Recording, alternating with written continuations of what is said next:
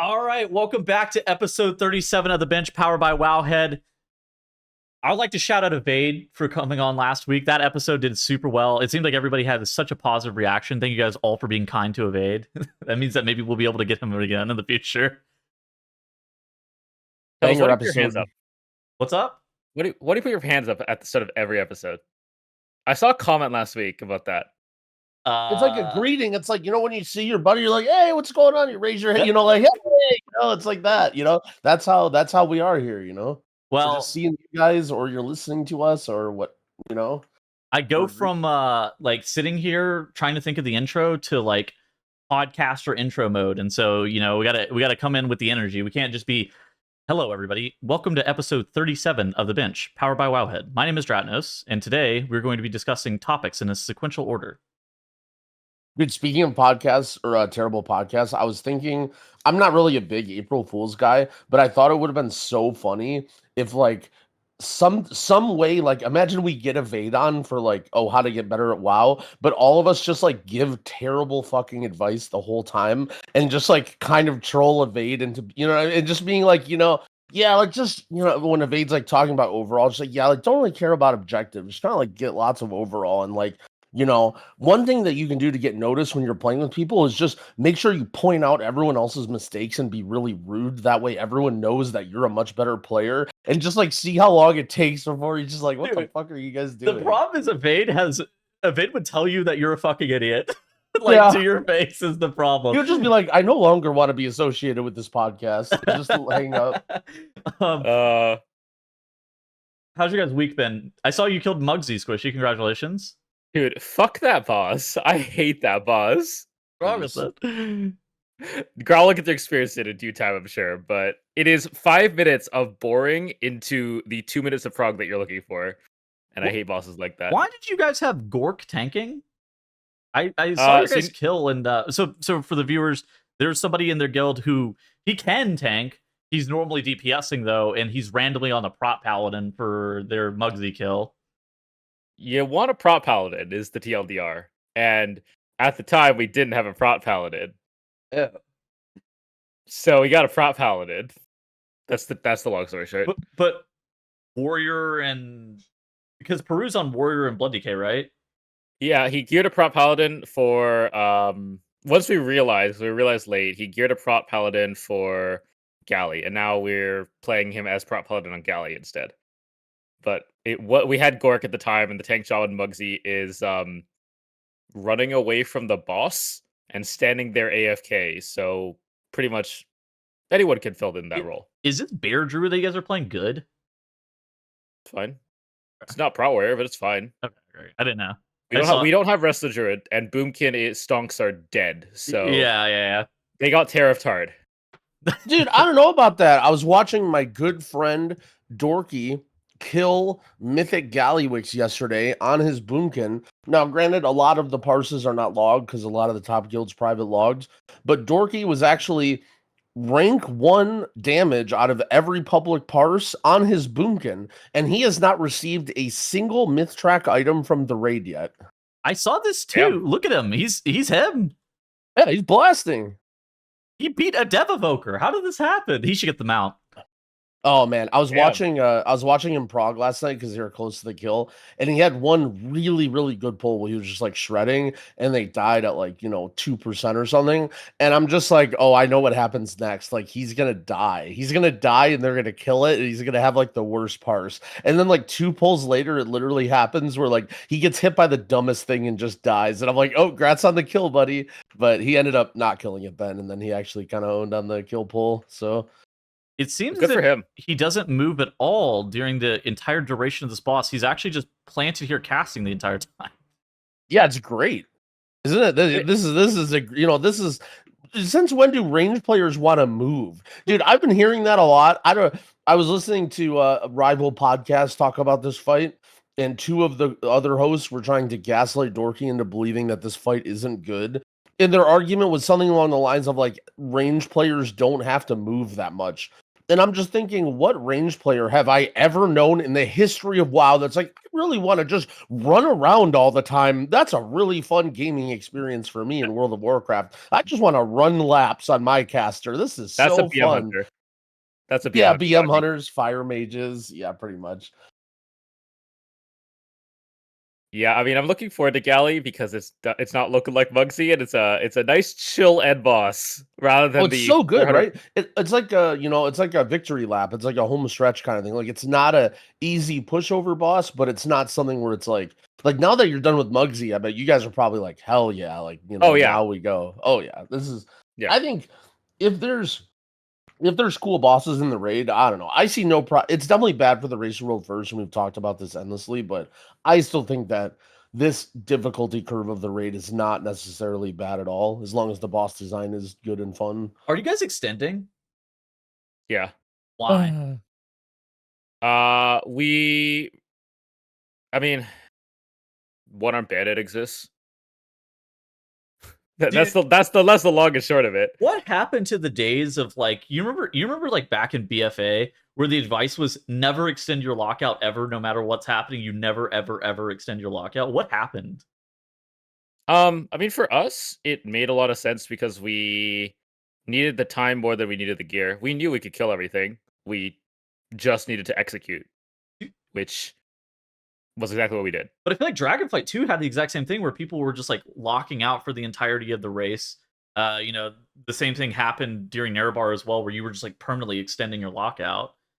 I don't know. I see it as like everybody is a race to world first like role player person now. Like back in BFA, it was like, hey, it's not very fun to not get any loot and to be stuck on a hard boss. Let's re-kill some bosses every week. This is good for the health of the guild. And now it's just like overtime, add days, extend, like guild rank. We must kick all of our players and recruit better players. We must get a higher guild rank. Like, I don't know. That to me, that's what it sort of seems like. It's not so much that, like, I think extending almost all the time is better for your world rank, right? Like, unless you desperately need those items, but especially now with how much power you get from week to week and that like you're getting crests too, right? Like you're up, not only are you getting a myth track item from your vault, but you're also getting 90 crests. So you're potentially you get in theory craft an item that's 675, get a myth track item from your vault, another one, and 30 crests to send 2 upgrades on something, right? Versus back in the day, it was like, oh, you only get your one, and you don't even have a choice, right? Back in BFA, you get your weekly box, and it was one item, right? It was like you just, hit the slot machine and just one belt comes out. Yeah. Whereas nowadays, like the amount of loot that you gain even without re-clearing the raid is pretty significant. Makes sense. I also think that it's partially due to the difficulty curve issues. Like, yeah. The second you killed Soken Core, you're like, I'm not doing this again, man. Yep. We're not doing that again. We're just going straight into like Ansarek. Or for this tier, people have been waiting like hard stuck one Armed Bandit for 100, 150, 200 pulls. The second you kill that boss, you're not doing that boss again. Right? Like, there was that skip bug a while back where people just got the skip quest done on Mythic by killing it on other difficulties. Mm-hmm.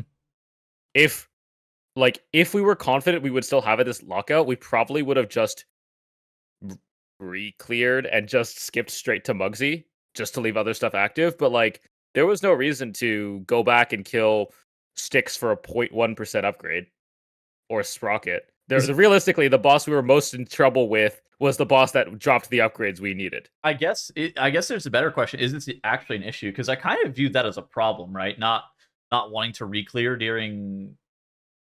I mean, that to me just seems like an issue with the game where you're no longer wanting to re-clear during progression. Instead, you're just like permanently extending your lockout. Because in the past, you would have to wait until you're like bist out of your mind before you were even willing to consider not re-clearing. I mean, I don't actually see it as part of a problem at all. You look at, if, I don't know, insert difficult game, Dark Souls, Elden Ring. If there was a weekly reset, would you enjoy every week having to go back and kill the bosses you already killed? No, but at the same point, I wonder if we got more power back then on a week-to-week basis, which is why it was also so much more incentivized to re-clear, like on a per week basis from re-clear itself. Because like Growl mentioned, the vault didn't exist and crest didn't exist, and like that's a lot of your power that you're getting right now is just 90 more crests and a vault. Like that is a ton of eye level and a ton of power that's on your entire raid. Where in the past, you were incentivized to re-clear because you needed those high eye level pieces. I mean, I think that's almost certainly yes. The crest Did system they- is incredible. Did they reduce the amount of loot that you get per boss because they added crafting and crests and stuff? I'm pretty sure they did, didn't they? Didn't you used to get more items per boss? They reduced it coming into I want to say Shadowlands? Dragonflight. It was Shadowlands. It was Shadowlands. Oh, Shadowlands. Yeah. Okay. I was actually looking at that right now, because I think they reduced the number to 3 on Mythic, and then everybody hated that. Is that right? That sounds familiar. I remember hearing that, but I also remember that maybe not sticking. But at the end of Shadowlands, they added tier back, so that didn't stick. They changed it to 4 after Nathria. Yeah. And then at the very end of Shadowlands, they added tier back, which they stated didn't count against the drops that you got off the boss. Which, because during Shadowlands, it did count against the drops that you got off the boss. And so people were like, I can't get any loot off, I don't even know, Fegni or whatever that you needed the loot off of. And nothing ever dropped off Lahubum or whatever. And so then they changed it in the future where the tier pieces were unique. And so now we were getting like 6 pieces off of some bosses now. Yeah, I think it has to do with they've been kind of messing around with what place exactly the raid holds in terms of gearing. Now that M+ gives better gear and it's more deterministic with crafting and stuff. And I think that this tier it depends on the tier, right? So this tier, for example, there are a lot of really, really good trinkets and juicy things, but like Squishy said, like where do those trinkets come from? Like Muggsy, Armed Bandit, right? Those are not necessarily the bosses that you want to re-clear. And the first like 4 bosses don't really drop anything that you need. Like, oh, maybe you get a myth track slot on somebody who has a hero track piece. Whereas previous tiers, even like either A, you still needed those items, or B, there were very rare items on easy bosses.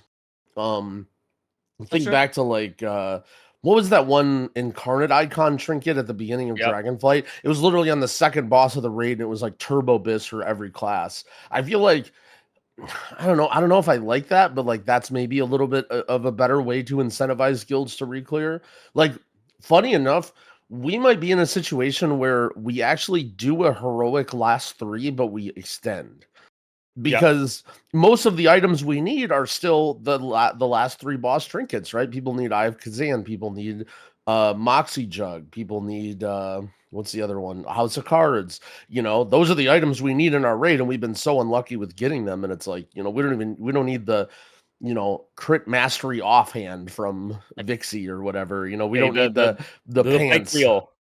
The bike wheel trinket. The bike wheel. Yeah. I actually got a woo version of that from Mythic that I put on my Mistweaver when I was gearing. It was pretty sick.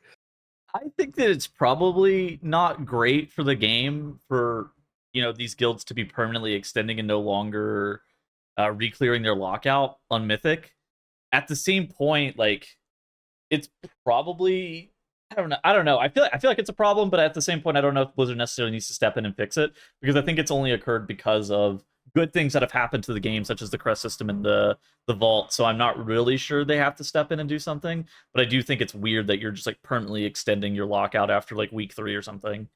Yeah, I think if I had to put a 5-minute answer to fix the problem after complaining, I think that Mythic lockouts in general are just still a big problem in the game, and it's really bad for pugging and trialing to have to like commit yourself for an entire week to do any of the bosses. I think they should get rid of lockouts, and I think that they should also add some sort of system where like you can pick and choose the bosses that you do once you clear the raid in a certain order. So like, for example, let's say you wanted to do, re-clear 2 or 3 of the bosses, but not necessarily do one Armed Bandit. It would let you do that, Yeah, that could be interesting.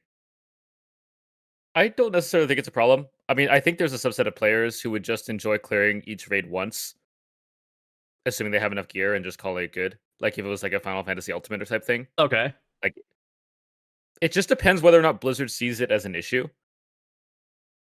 And I think like they probably have bigger issues with mythic rating right now than whether or not people are extending or not. Yeah, that's probably fair.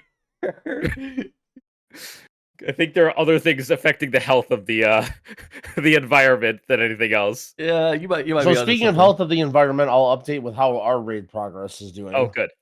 So 2 weeks ago, we got stuck re-clearing sticks, and it took like 30 pulls. We ended up having a trial in our guild that wasn't as aware of the fights as we thought they were. And then when we asked them to prepare, they basically crashed out and said, "We suck. It's not my fault. Your guild is trash." And then they left. So then last week, or rather this week, I guess, as we're recording, between right before the reset, we actually killed sticks quickly, but then we got stuck on Sprocket, and we spent 3.5 hours re-clearing Sprocket. So we did not get very much time doing One-Armed Bandit this week. Man, to be honest, I don't really mind if I suck at a fight, but man, I was really struggling playing disc on that fight. One-Armed Bandit is a hard fight. Like, people were saying that fight is hard, but now that I'm seeing it, like, obviously as people get better at managing the ads and like the tornadoes and the dispels, it'll get easier, but I was really, really struggling with that fight. And yeah, we're sort of deciding what we do. It makes me feel better that you're saying that you're scared of re-clearing One-Armed Bandit, because that's sort of where our guild is at too, is like, once we kill this boss, we're 100% extending, and we're not killing this boss again. And I feel like we're going to run into the same problem with One-Armed Bandit that we did with the other bosses, of our first re-clear is going to literally waste the entire week. Yeah, I mean, Good it makes news. you feel. Look at this. We got the Zorthus spy cam at the Sydney Warcraft 30 thing, and Zorthus walks up to Morgan Day with the chest cam and it begs him to nerf One-Armed Bandit, and Morgan Day basically goes, "Yep, it'll get nerfed on this reset." He says likely, but I feel like him announcing that is almost turning that into a certainly at this point. Yeah.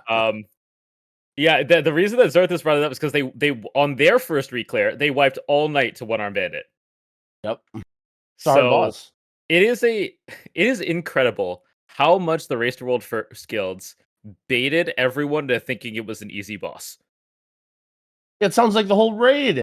Who would have thought? Who would have thought when there's two guilds that killed the whole raid, and Blizzard should be ashamed of how easy and terrible this raid is. It turns out the raid is actually quite difficult if you don't have a private weak aura developer and a private chef, and actually that once they tune the bosses after the first week or two, that the raid is very fun. And this is turning out to be like one of the best raids, in my opinion, that I've played.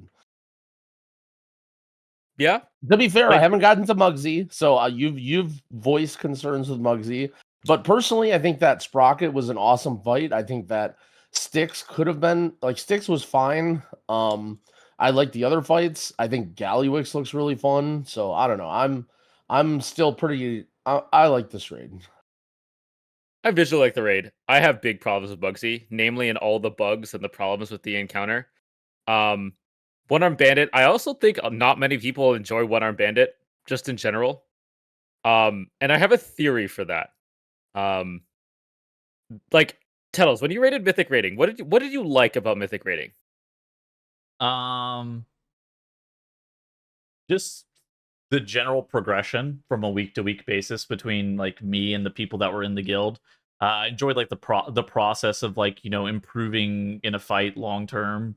And just kind of that culminating into that swan song where you're able to like down the final boss after 100 or so some odd pulls, 150, 200 pulls. Yeah. Where it's like I really enjoyed just like the process of the progression itself. Why? I'm just curious. Like, Growl, what about you? Like, what is it that you enjoy about Mythic rating? I think the correct answer is one single target boss that you just hit and do as much damage and healing as possible, and no ads. That is what I enjoy about rating.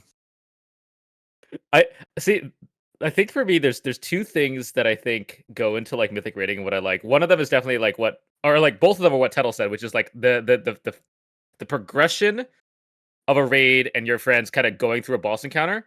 But from that, there's two different ways to do it. One is the execution, how well you can soak, how well you kick, how well you can do DPS. Yeah. And the second is the knowledge of the fight. There's things that even when you watch in a video, there's things like, oh, so this is why this group does that, or why don't they do it this way? Oh, now I see why. Or just playing the fight in general. There's a level like on a fight, even like Silk, especially like Silken Court, where you need to play the fight. And it's knowledge versus execution. And I think both of them are healthy and why people like progression rating. The problem is when all the learning is done and there's nothing else to learn and you're just waiting for execution to happen, that is the most miserable thing that can happen in progression rating.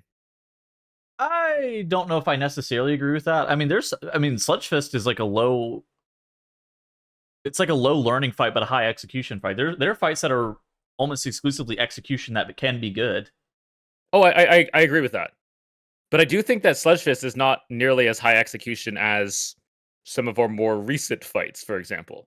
I think high execution fights are fine. Sure, yeah. I mean, I think that the raid encounters, and we've discussed this at length. I think that they've been going to the point where they're just a little bit too difficult, just like straight across the board, kind of like how we were talking about Mythic Plus, like at the very beginning of the podcast.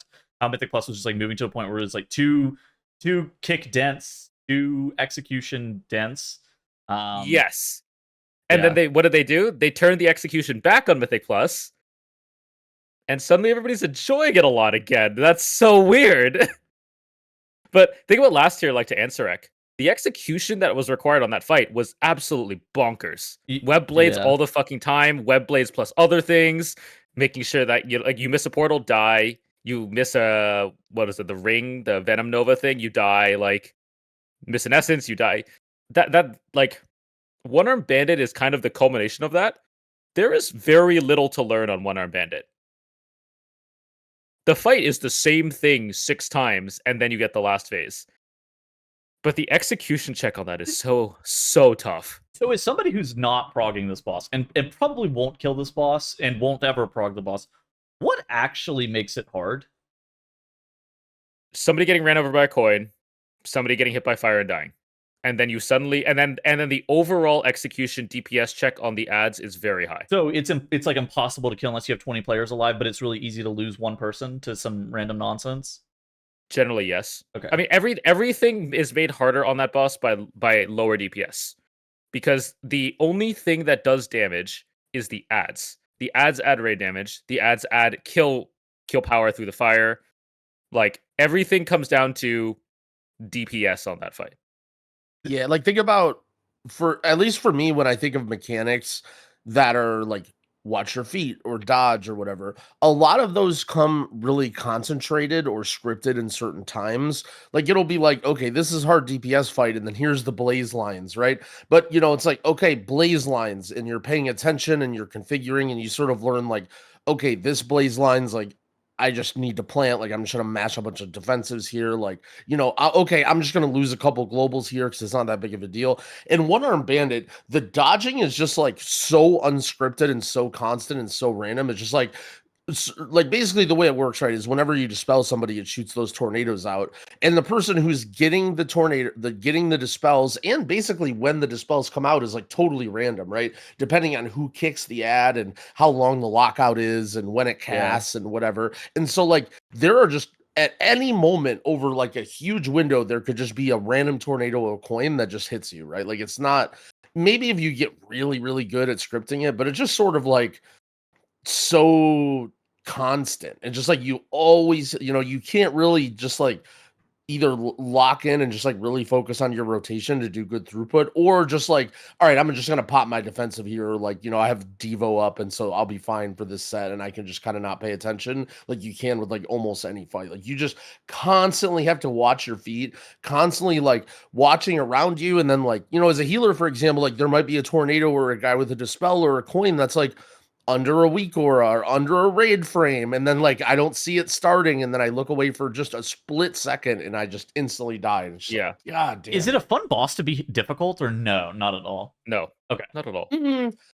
Medium. I don't think it's that bad. It's definitely, for me, so far I've been really struggling with it.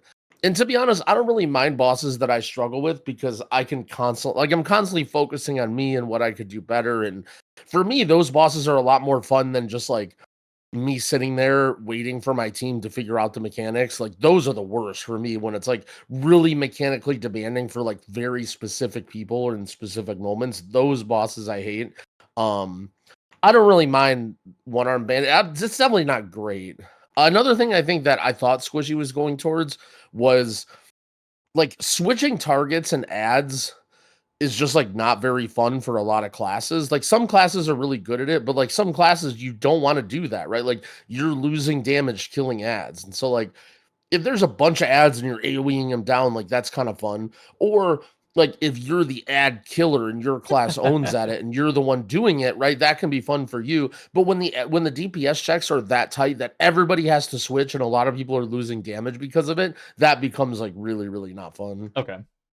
I think as of now, next week, people are going to run into an issue where you have to stop DPS as well, which Oh no. we have had to do that not recently. We have not had to do that recently. The only thing less it's fun than fucking- switching targets is not having a target.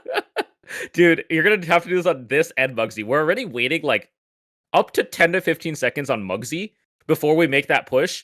It's going to be worse next week. And it's going to be awful. So for Bandit, can you not just push it before the 6th coin gets deposited? So you can, but you have to do a completely new strat.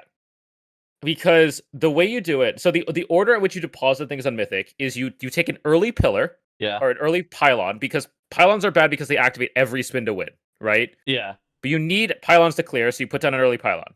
Then you do all the stuff in the middle that doesn't reactivate because it's one time. Then you do the remaining pylons. But if you push with the boss in the final phase without a pylon active, it plops it down to the dead center of the arena. And on Mythic, pylons activate 4 times in the last phase. So unless you want a pylon in the middle, which I don't recommend, don't push the boss early. But there is, I mean, after you get a little bit more gear, there's probably going to be a better speed kill strat on that fight, right? Absolutely. I mean, like, I think next week, some of your like, even without any nerfs or anything like that, re-killing guilds will probably skip to a 5 strat. Okay. And skip, like, one of the bomb sets would be my guess. The coin bomb set, maybe? The coin bomb, like, heroic? Yeah. Would be my guess. I mean, that set sucks. That set absolutely sucks. You guys are getting that one at like a minute 50 too. So if like only Unholy DK and Fire Mage can actually do damage to them or something, right? Something like that, yeah. Yeah. So one armed bandit, not like it's. I would have liked a little more from the fight because you think about it, it's you kill ad 6 times and then you deal with the result. Yeah. When realistically, I think it would have been way more cool if it was whatever you deposit first happens every single time thereafter. Whatever you deposit second, like whatever you deposit happens every time. Whereas you deposit Flaming Coin, it AoEs the raid once, so then you forget about that ever happened type thing. It feels very odd. They just don't want you to deposit it again, as opposed to it ever happening again. Exactly. It like mechanically, it would have been interesting to have that choice versus like some of the pylons activate every time, some of them don't. But realistically, you're just going for the ones that don't as much as possible. Yeah. Choice is kind of a meme. What do you guys think about bosses like this that are literally like it feels like they put so much time and effort into a build your own boss, and then literally exactly 2 guilds in the entire world look at it and figure it out, and then every other guild just copies exactly what they do with no thought whatsoever. Like, I guess I don't necessarily think it's a bad thing, but to me it just sort of feels like maybe a little bit of a waste of energy on Blizzard's part. Maybe they know, like maybe Blizzard knows, like, okay, this is how people are going to solve it, and they sort of tune in accordingly. But I don't really think they do. I don't know. I guess it depends on the boss. I think they tune it accordingly, and I think that like in their internal raid testing and stuff like that, they're doing the boss a very specific way as well. Maybe it's not the exact strategy that they expect the race rule first guilds to do, but there's probably like a strategy that they expect guilds to kind of go into it with. I think that build your own bosses are totally fine. It is one of those things that it's exactly like you determined. It is only relevant to like figuring out the strat for the Race World First Guild than everybody else copies, but that's no different than any other boss, right? Yeah, like I guess to me it just feels like they're maybe wasting a little bit of time or like energy trying to make it like that, as opposed to just like crafting something. But I mean, I don't know. I guess they don't really do it that often. It's like once or twice a tier at most. So I think that what Squishy said is probably the correct approach to those bosses as well. As long as you have them building upon what you have done in the past, right? With the, okay, phase 1, we did this because it makes sense to also do it in phase 2 and phase 3. And, and then we're picking this, like side on Kurog. We're picking what Kurog adds we want to fight during the intermission. That, it kind of fits together really nicely, where Armed Bandit doesn't necessarily do that. But I think that the general premise is there, and I think it does make sense. I didn't mean to cut you off, Squishy. What were you gonna say? No, I mean, I think it could depend on the boss as well. So, like, there are especially on the farm, guilds will swap strategies. This one probably less so, because Blizzard kind of just do the reactive nature of the pylons. You're going to do one pylon early and the rest at the end. Yeah. And there's no choice. But I'm thinking about the build a boss in the past. You had, obviously they were less tuned. You had that boss in Dragon Soul with the slimes. Your Saj or something. You had obviously Lei Shen, although I think that was it. I don't actually remember what people did for Lei Shen. And guilds can kind of choose what tailors to them. I think sometimes. I think it matters more for Heroic. Because Heroic, you can kind of be like, my guild lacks a lot of AoE, so we're going to eliminate the AoE option. And I think that's cool. For Mythic, though, I think it's way more set. Just because of how tightly tuned things were, or are now. In a different world where DPS isn't tightly as tuned, if this boss was, took a 10% nerf to everything, I think it makes things a lot easier. Guilds who have that unholy DK could keep coin and bomb because they absolutely destroy that thing before it moves off its fucking platform. But a guild who doesn't have that big AoE might pick the red the stronger bombs instead, because you can just kind of keep them CC'd, and that's fine. It's just, I think the tight tuning of this boss doesn't lead you to any options right now. That's fair. So. All right, Mythic Plus talk. Anything else with the raid? Yeah, fuck Muggsy. The bugs not boss are insane, by the way. Have you seen some of this shit, man? So some of them are related to people getting meleeed on the bullet storm, right? Yep. It's the old maiden bug, where if your tank is not in melee range, the boss can just gat somebody down for no reason whatsoever. Growl, you know about this one? The maiden bug? So I actually don't know. No, yeah, not familiar with it. I mean, that's something that happens sometimes with bosses, right? Or is it something that's not? Do you remember the boss in Lower Karazhan, Maiden of Virtue? Yeah. Oh, yeah. So there was the first time it was out, there was a very popular MDI where Max and Limit played against Method NA, which included like JB and Ben and all of them, right? Shakib.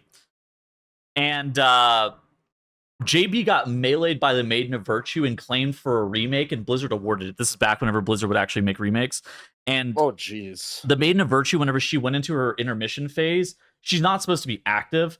But some of these bosses, like you mentioned, they'll melee the nearest target because they're stupid. Like, whenever they're channeling an ability for some reason, they melee through a channel occasionally. And yeah, I mean, that's why it's called the Maiden of Virtue, is because it meleeed JB. But very controversially, there was a remake, and people were very mad. I mean, not to be a tank hater here, but like, okay, what's the problem with just being in melee then? Like, it seems like it's one of those things that, to me, it feels like happens one time, and then you're like, oh, okay. So the problem is, the boss needs to move during that point, because the way it works is the boss will always. So do you know the Mythic intermission at all? You know how he puts that giant laser? Really. He basically cuts the room in half. And if you ever cross that, like you immediately get bug zapped and die.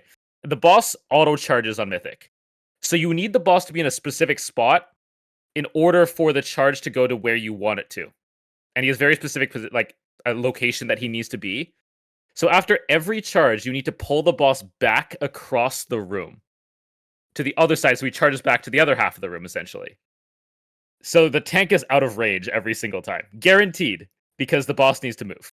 I see. So there's just a lot of boss movement. It's not like Because when you said finger guns, I'm just thinking like, well, doesn't he just stand there and cast or whatever? But you're like needing to drag the boss. It's as the bullet. happening. Yeah, it's the bullet it's storm. Yeah. It's the bullet storm in the intermission. So he'll I charge see, okay. forward. At the end of the bullet storm, you need the tank to like be out of range, so the boss immediately runs before the next bullet storm, and so he charges back to where he was, kind of thing.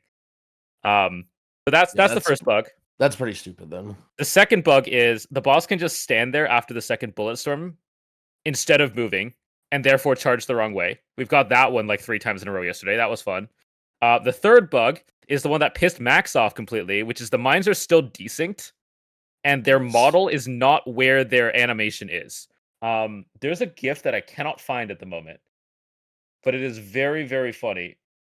Oh, Yeah, is it the one of like Scott trying to run into the mine over and over again on like a horse on a paladin or something? Yeah, he's like doing zigzags or something. Yeah, and it's just like it's what is not this going mine? off. Yeah, I know what you're talking about. So that still exists. That one has been there since the Race to World First, was never fixed. There's a bug right now where if in the last phase, a mine could just chain fixate on random people. Instead of moving, it will just chain fixate, meaning you don't need to pop it in the last phase. Kind of a beneficial bug, no? It's a beneficial bug, absolutely. Yeah. There's been rumors that people have found out how to do it intentionally. Because like there have been a couple guilds that have gotten one mine bug. There have been, I think, one guild that has gotten both mines bug, which if you don't need to pop 2 mines at the hardest healing point of the fight, kind of a benefit. Not bad. No, but I think it can happen naturally. Like it's happened randomly to us as well, and we don't know what caused it, but definitely makes things easier when it happens. Is this the most bugged boss we've seen in a while? It's not. It's rough. It's really rough. What was the last really bad bugged fight? I'm trying to remember. Sylvanas lag. Oh yeah, that's the last one. So this boss can randomly proc on your Mugsy lockout, and can just randomly throw Sylvanas levels of lag every time he throws mines on the ground.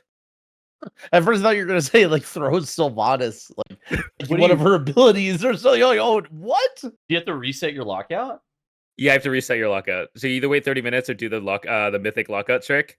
We didn't because it just didn't work, and so we just fucking hard griefed our entire night.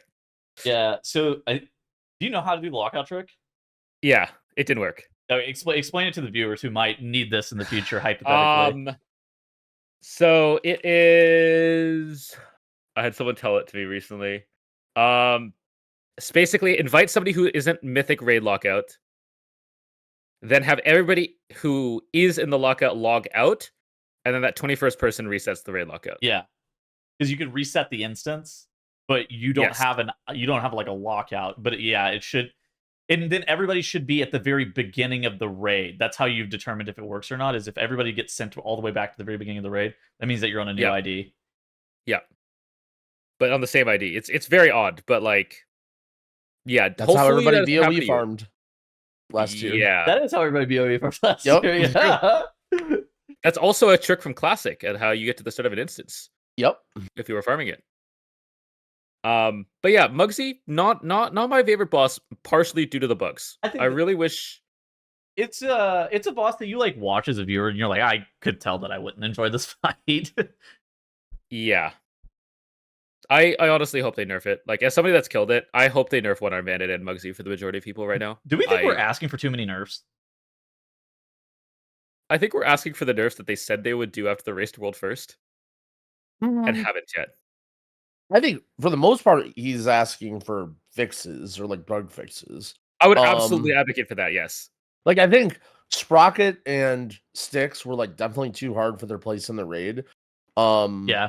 I think Mugsy, the problem really wasn't that it was hard, but just that the way that the jails worked and the way that you're supposed to do that fight was just stupid.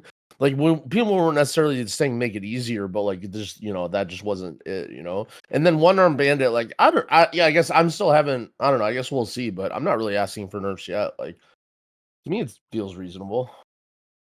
I will say there's the 3% damage and healing buff coming today or later tonight. Yeah. By the time you're watching this, which is going to help. Is it going to make the boss more fun? You question that, but I have a feeling that like Blizzard might have waited for class tuning in order to do nerfs, of which I think Wh- that's kind of Where is more class tuning, by the way?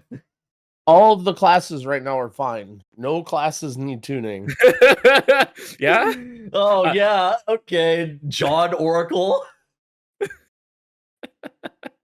I mean, we just have to assign Growl to do mechanics on his ramp. That'll fix his HPS, I think. Oh, that's a good point. Jeez.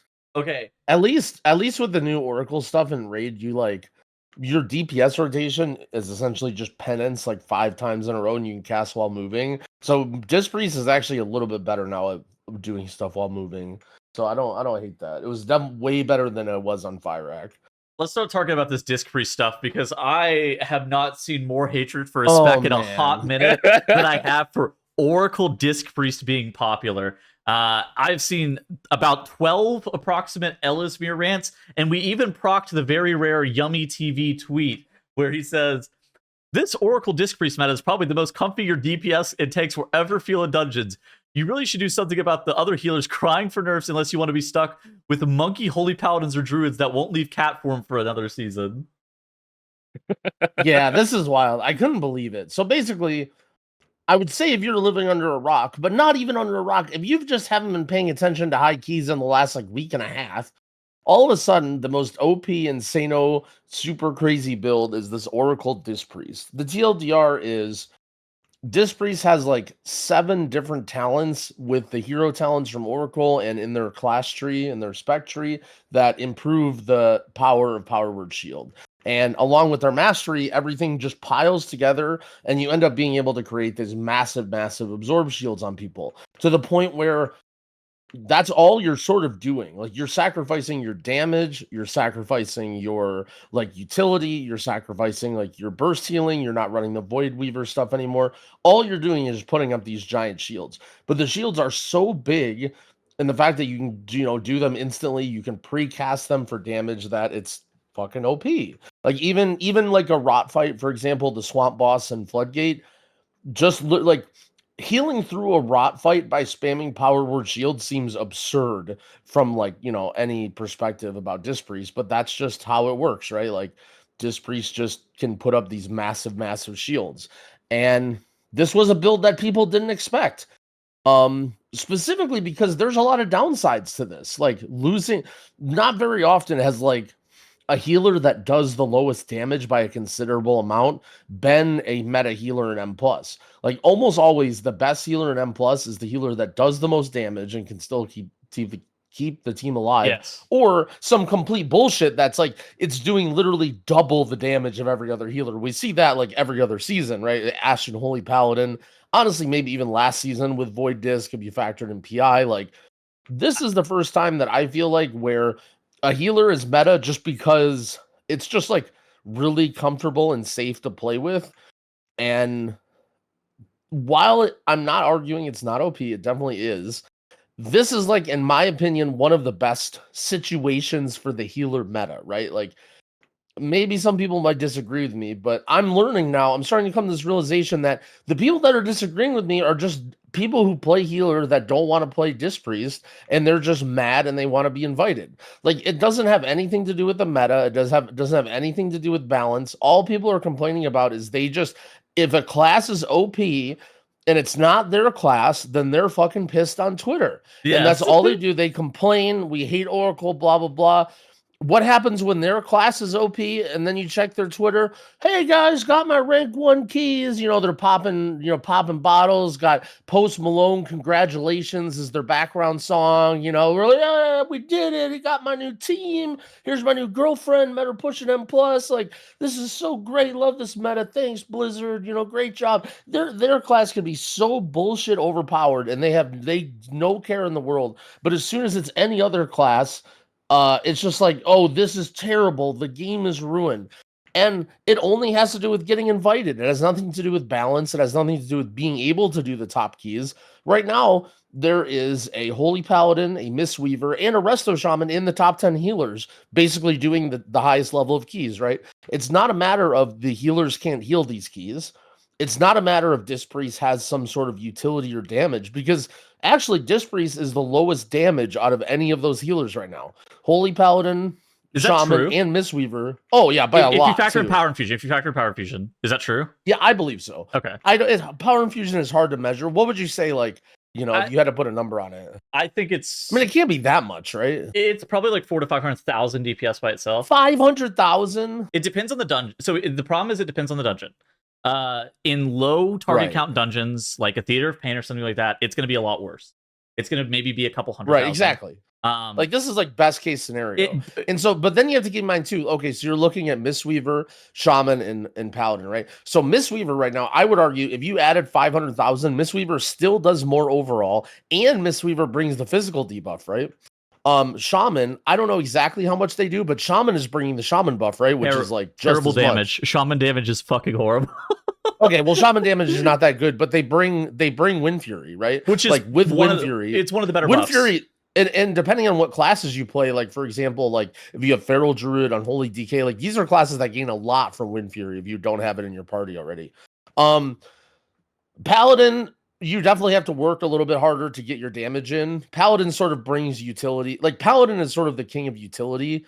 It's not necessarily like, oh, it's doing good damage. But my point sort of stands that like while Oracle Disc Priest has these crazy shields, like there's still drawbacks. Like almost always there's a situation in M+ where the best class is just bullshit. Like it's just the best class for no reason. It's strictly better. There's no reason why you wouldn't bring it, and everybody wants it.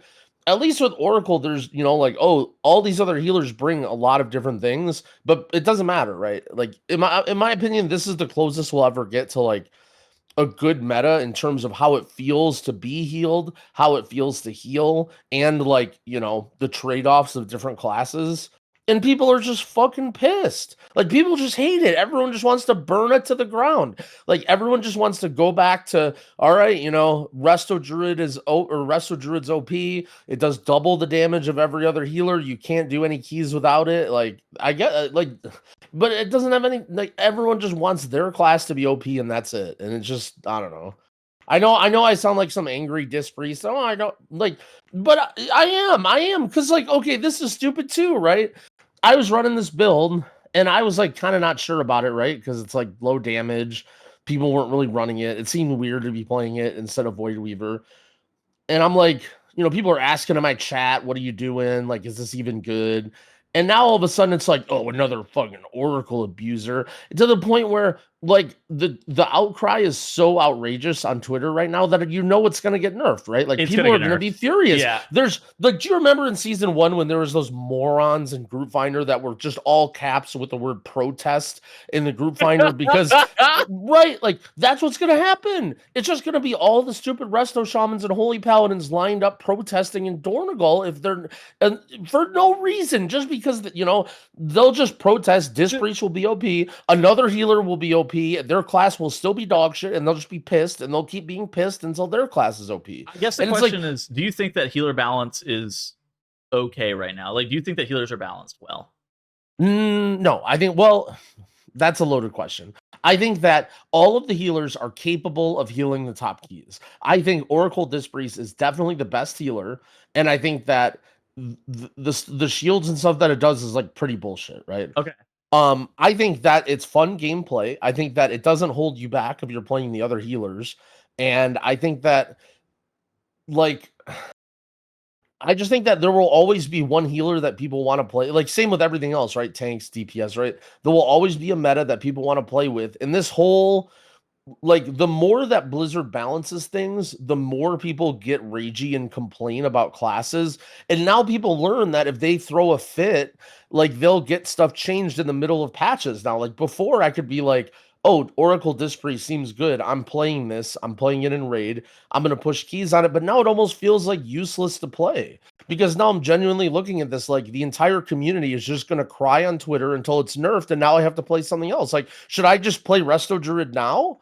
Like, why am I even playing Oracle Disc Priest now? If it's just going to get nerfed and I'm going to have to be playing something else by the end of the season. Like, it feels, again, everyone's like, oh, Fodham reroller, blah, blah, blah. But it feels really bad, like, wanting to play a good class for my team, knowing that everyone's just going to be crying until it gets nerfed every single season now. And I know you guys are sitting here being like, oh, Growl's crashing out. He's just complaining. He's mad that he's an Oracle. But just wait. It's going to happen every single season. Every single season. Oh, this is OP. Wham. Every single season now that they set this precedence in place where they're willing to change the meta in the middle of a season, people are just going to blast crying on every platform until their class is OP.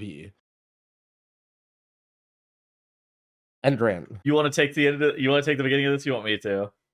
I was just gonna say, I saw your like from that's from the healer's perspective. How do you feel as a DPS? Me? Tettles? Yeah. Dude, I've never felt safer. Yeah, see? So defend us, help us here. Tell those guys to shut up. Here's what I'm going to say. It's kind of the same thing whenever a DPS specialization or a tank specialization is too dominant. It does affect the metagame, and it's kind of like a gradient, right? It's like, how much better is it than other specializations? There's always going to kind of be a meta. One of the things that... so I was talking to some friends today, and something that was posed was, is there cognitive dissonance between this being actually a diverse season versus the data stating it's not? And so whenever you actually go and look at the data for this season, you see that 82% of tanks are playing Vengeance Demon Hunter. I would say that while 82% of tanks for the top 2,000 keys are playing Vengeance Demon Hunter, I would still say that tanks are relatively well balanced against one another. I've played with Prot Warrior, I've played with Prot Paladin, I've played with Blood DK. All of them are probably able to do half a key level within Vengeance. The issue in Mythic Plus and 5-man specifically is that you have pretty heavy consolidation for healers and tanks in particular, because it's difficult for for multiple specializations of healer or tank to be meta. And then it kind of comes down to how much better is the best, tank or healer specialization than the rest. Same with like DPS. And then like, should you be looking to apply nerfs? I do think, just anecdotally playing with a Disc Priest, I think it's a bit too strong. I think the shields are too high. I think that Ellesmere, honestly, as much flack as he gets, he probably said it best whenever he started talking about the EHP of Disc Priest just in general. The issue isn't the fact that no other healer is good at healing.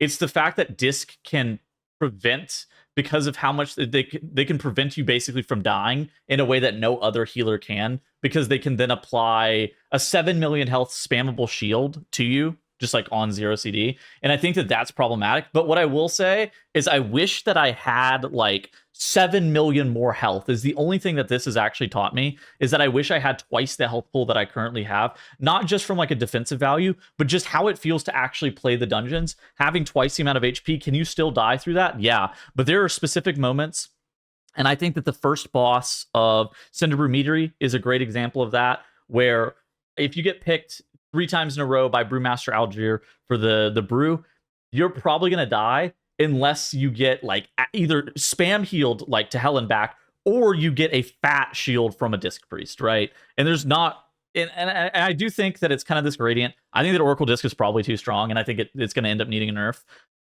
But like, I think at the same point as well, you kind of have to get the healers a bit more in line. You can't have one specialization that's just blowing the other specs out of the water. But even still, I don't think that Vengeance, whenever we look at tanks, we're seeing that there's actually more representation of Vengeance Demon Hunter than the other tanks. I do think that the tank meta is healthy, but I don't necessarily know if the healer meta is healthy. But I will say that playing with Oracle Disc feels incredible. So, first of all, on the tank spec stuff, how much of that is actually due to the tank meta, and how much of it is actually due to Shadow Melt? That much. I definitely agree that we're developing into a meta right now of like a lot of the dungeons are linear and people are doing some shadow meld nonsense, and it does feel a little weird when you're playing with Prop Pally or whatever, but I don't think it's because of that. I think it's sort of a side effect. I think personally, if they came out with a patch that made like one of the other tanks slightly better. I wouldn't be surprised at all if everyone was like, all right, fuck it, we're playing Blood DK or we're playing Prop Pally now. Dude, you remember a few weeks ago, right before they nerfed Warrior, and I was like, I'm pretty sure if Warrior doesn't get nerfed, it's going to be the best tank on the patch. But people still weren't playing Warrior. Like, I was convinced that Warrior was going to be the best tank. They got a 15% damage nerf, and they're still good. Like, they do way more damage than Vengeance. They can also be Nelf if you really want them to. They have similar survivability metrics to Venge. The thing with Venge is that it's easy to not die on, and that matters a lot, especially if you're like trying to learn dungeons too at the same time, especially if you're like trying to you're tanking high end keys. I mean, the tank situation is wild right now because just from a representation point of view, right? I can't quite see the numbers on there, but there are more Demon Hunter tanks than there are priests, right? Like from a percentage wise in high keys. I don't think Vengeance is I think that the tanks are closer to. I think the tanks are closer to one another than the other healers are to Discipline. But the representation in high keys does not back that up, right? I'm not saying that's MLB. You're absolutely okay. So that's right. number one. Number two, I think the representation is actually skewed towards Disc Priest because, generally speaking, at the beginning of seasons, you see people playing their raid mains much more often, and then as they get alts geared, as they see the meta develop, they switch.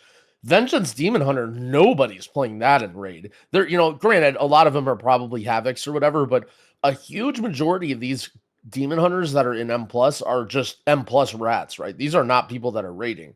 Every single guild in the game right now has a Disc Priest. And so a lot of people are just stepping into keys just because they have a Disc Priest that's geared, that, you know what I mean? Like, look, it's just all Disc Priests and Mistweavers, right? Like, it's sort of like Resto Shaman in reverse, right? Resto Shaman is like, no one's playing that in raid, but if they're, last season there was tons of them because it was really good and really popular.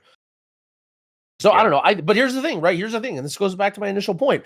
It's all has nothing to do with balance, has nothing to do with the metagame being healthy. It's only people complaining who think that they just want to gun every other class down because they get invited. And here's why. Because tanks, they get invited anyway, right? There's a huge shortage of tanks. It doesn't matter what tank you play. You're going to get invited. So no one's complaining about Demon Hunter right now, right? No one cares about Demon Hunter because all the other tanks are getting invited. They're fine. If you play Blood DK, if you play Prop Pally, you're still finding groups. But because there's a shortage of tanks and that's the bottleneck, people always, really crack down on the meta healers and DPS to the point where, like, now we're just entering this vicious cycle of, what's the meta? Okay, gun it down. Okay, next class. Oh, this class is OP, gun it down. And that's what we're going to do now for the rest of Mythic Plus. And now that it happens mid-patch, where, like, you pick a class that fits in with your team, and then by the end of the patch, your class is not the best that fits in with your team. Like, that feels terrible to me. We're also on week 6. We're about to go into week 7 of the patch. I'm actually not convinced that this is the best DPS composition either, even though it's pretty heavily being played right now. I'm fairly convinced that this mage spec is replaceable by one of the shaman specializations. I think enhance could replace mage pretty easily, but people haven't been playing enhance. Sure, I agree with that. I think I don't know. It's really early. Mage on has good prio damage though. The difference is I think Mage is tankier and has more prio damage. So does enhance, but enhance brings a better buff, right? Also depends on what you're playing with, right? Like, I think with Unholy, I think I could sort of see that, but if you're like, for instance, I was playing today Dev Boomy Fire, right? Whereas I don't necessarily know if you would replace Fire with enhance in that. Yeah. It's so funny. You said that you played that composition, but Dev isn't seeing you play. There's actually a lot. Okay, so circling back to the thing about the cognitive dissonance between diverse season versus the data stating that it isn't. I think that Mythic Clusters have this tendency to really consolidate down into what they're seeing the absolute top groups do. But I think that, like, I've played with a bunch of different compositions, and there are probably like 10 specs that I think are actually incredibly good. Obviously, Moonkin is great. Ellie Shaman Enhance are both great. Multiple specs of Mage. I think Frost and Fire are both excellent. I think that Feral Druid is good. I think that Unholy DK is insane. I think Ret Paladin's very, very good. I think Havoc Demon Hunter is excellent as well. But you don't really see, and I think that Demonology is fine, but you don't really see these specs a lot, because people like to copy what the absolute top end group is doing. And so it's not even, it's kind of what Evade said last week. And I think that Evade worded it so perfectly. Sometimes perception is reality, especially whenever you're dealing with people who are, I think he described them as not that smart. But But whenever they don't think about the game as much, and they just copy one-to-one what they're seeing on streams or what they're seeing at the top of the leaderboard, of course the meta is going to consolidate into the absolute tip top, but that doesn't mean that the meta isn't necessarily diverse, or it doesn't mean that things aren't closer than they may necessarily appear. And now, I do think that, you look at Vengeance Demon Hunter, you see that 82% of the runs involve Vengeance Demon Hunter. At a glance, that would be problematic, because especially since we're so early on in the season, this would kind of, in most seasons, this would point towards Vengeance being super OP. I think that all the tanks are pretty good, except for Brewmaster Monk. I think that spec sucks. But I think that all the other tank specializations are pretty good, and they can do, Blood DK's damage is great, Prot Warrior's damage is great, Prot Paladin has insane utility. Like, I think that people like to talk about Vengeance utility. Prot Paladin has way better utility for Mythic Plus than Vengeance Demon Hunter, but it's not, people tank the sturdiest tank, and Vengeance is slightly more tanky than the other tanks, but it's not that much better. And I think that you kind of have to take some of these things with a grain of salt. Have you played Flameshaper Dev? No, I haven't played my Lizard at all this patch. Is it I think fun? Flameshaper Dev in Mythic Plus is one of the most fun I've had in Mythic Plus in a very long time. Once you get the tier set, you actually swap you can go Flameshaper, and it's way more entertaining. Like, infinitely more entertaining. You actually get to use Firestorm, a talent that has been buffed over and over again and now works. Woohoo! I get to press Blizzard on my Evoker. I mean, I think it's really cool. And Golf does big damn too, so I like that 2% there. But back, like, my thoughts on the whole Oracle Disc Priest. I think a lot of healers are just currently having PTSD from Spirit Shell. If you remember back in what was Throne of Thunder? What expansion was that? Mop? Oh, I thought you were gonna say Nathria, because Spirit Shell came back for one patch in Nathria. Oh, it did come back. That's right. I forgot about that. It did. Okay. PTSD from one of two times when Spirit Shell existed and was completely busted. Like, I think there is some... Like, I don't think it necessarily affects this tier as much as it would have in the previous one-shotty tiers, because there's not that many one-shots this tier, from my knowledge. Like, I've heard that people aren't even really using Not Even Close anymore, because things just kind of don't just kill you. Yeah, outright. no, people aren't using Not Even Close because you're not getting one shot, because the disc is able to shield you through everything. I mean, even before, though, right? We were saying that 2 weeks ago, before people were even playing Oracle. I agree with you that playing with an Oracle, you definitely don't use Not Even Close, but there's going to be situations, Zav and Blazicon, there's a couple of bosses where I'm already seeing my health start to drop concerningly low if I'm not shielded beforehand, to the point where but I would argue that that's almost the case with any, well, let's say you nerf Power Word Shield by 40%. Like, that's still something that Disc provides, right? That's something that Disc has always provided. Yeah, exactly. It has nothing to do with it being OP. It's just the fact that you have a Disc in your party, so you can do that against one shots. It has nothing to do, you don't need a 7 million shield to live Zav. But the general theme is that the number of one shots has decreased, I think. And in a different season, I think Oracle Disc rates would be a bigger problem. But this season, it is kind of more of a placebo problem. Although it feels really good to be shielded for more health. It's not a placebo problem. It's only the non-Disc Priest healers that are mad. And here's the thing, right? And I'm not saying that Disc Priest is not OP with the crashout continues. Well, yeah, these are the only people that it's affecting are the non-Disc Priest healers. Like, I don't give a fuck whether or not I'm playing with the Disc Priest or not. Like, I don't care. Okay, but here's the thing, right? There's always going to be one meta healer, and everyone's always going to be pissed at that healer. Like, it doesn't matter. Yeah. I do think a big chunk of it is PTSD from Spirit Shell days, though. Okay, so here's the thing about Spirit Shell, right? Spirit Shell is that fucking Raider shit, man. So here's why people hated Spirit Shell, okay? Spirit Shell was a Disc Priest ramp, and granted, it made things easier because the timing window was not as precise. You could put up an absorb as opposed to landing the healing during the damage.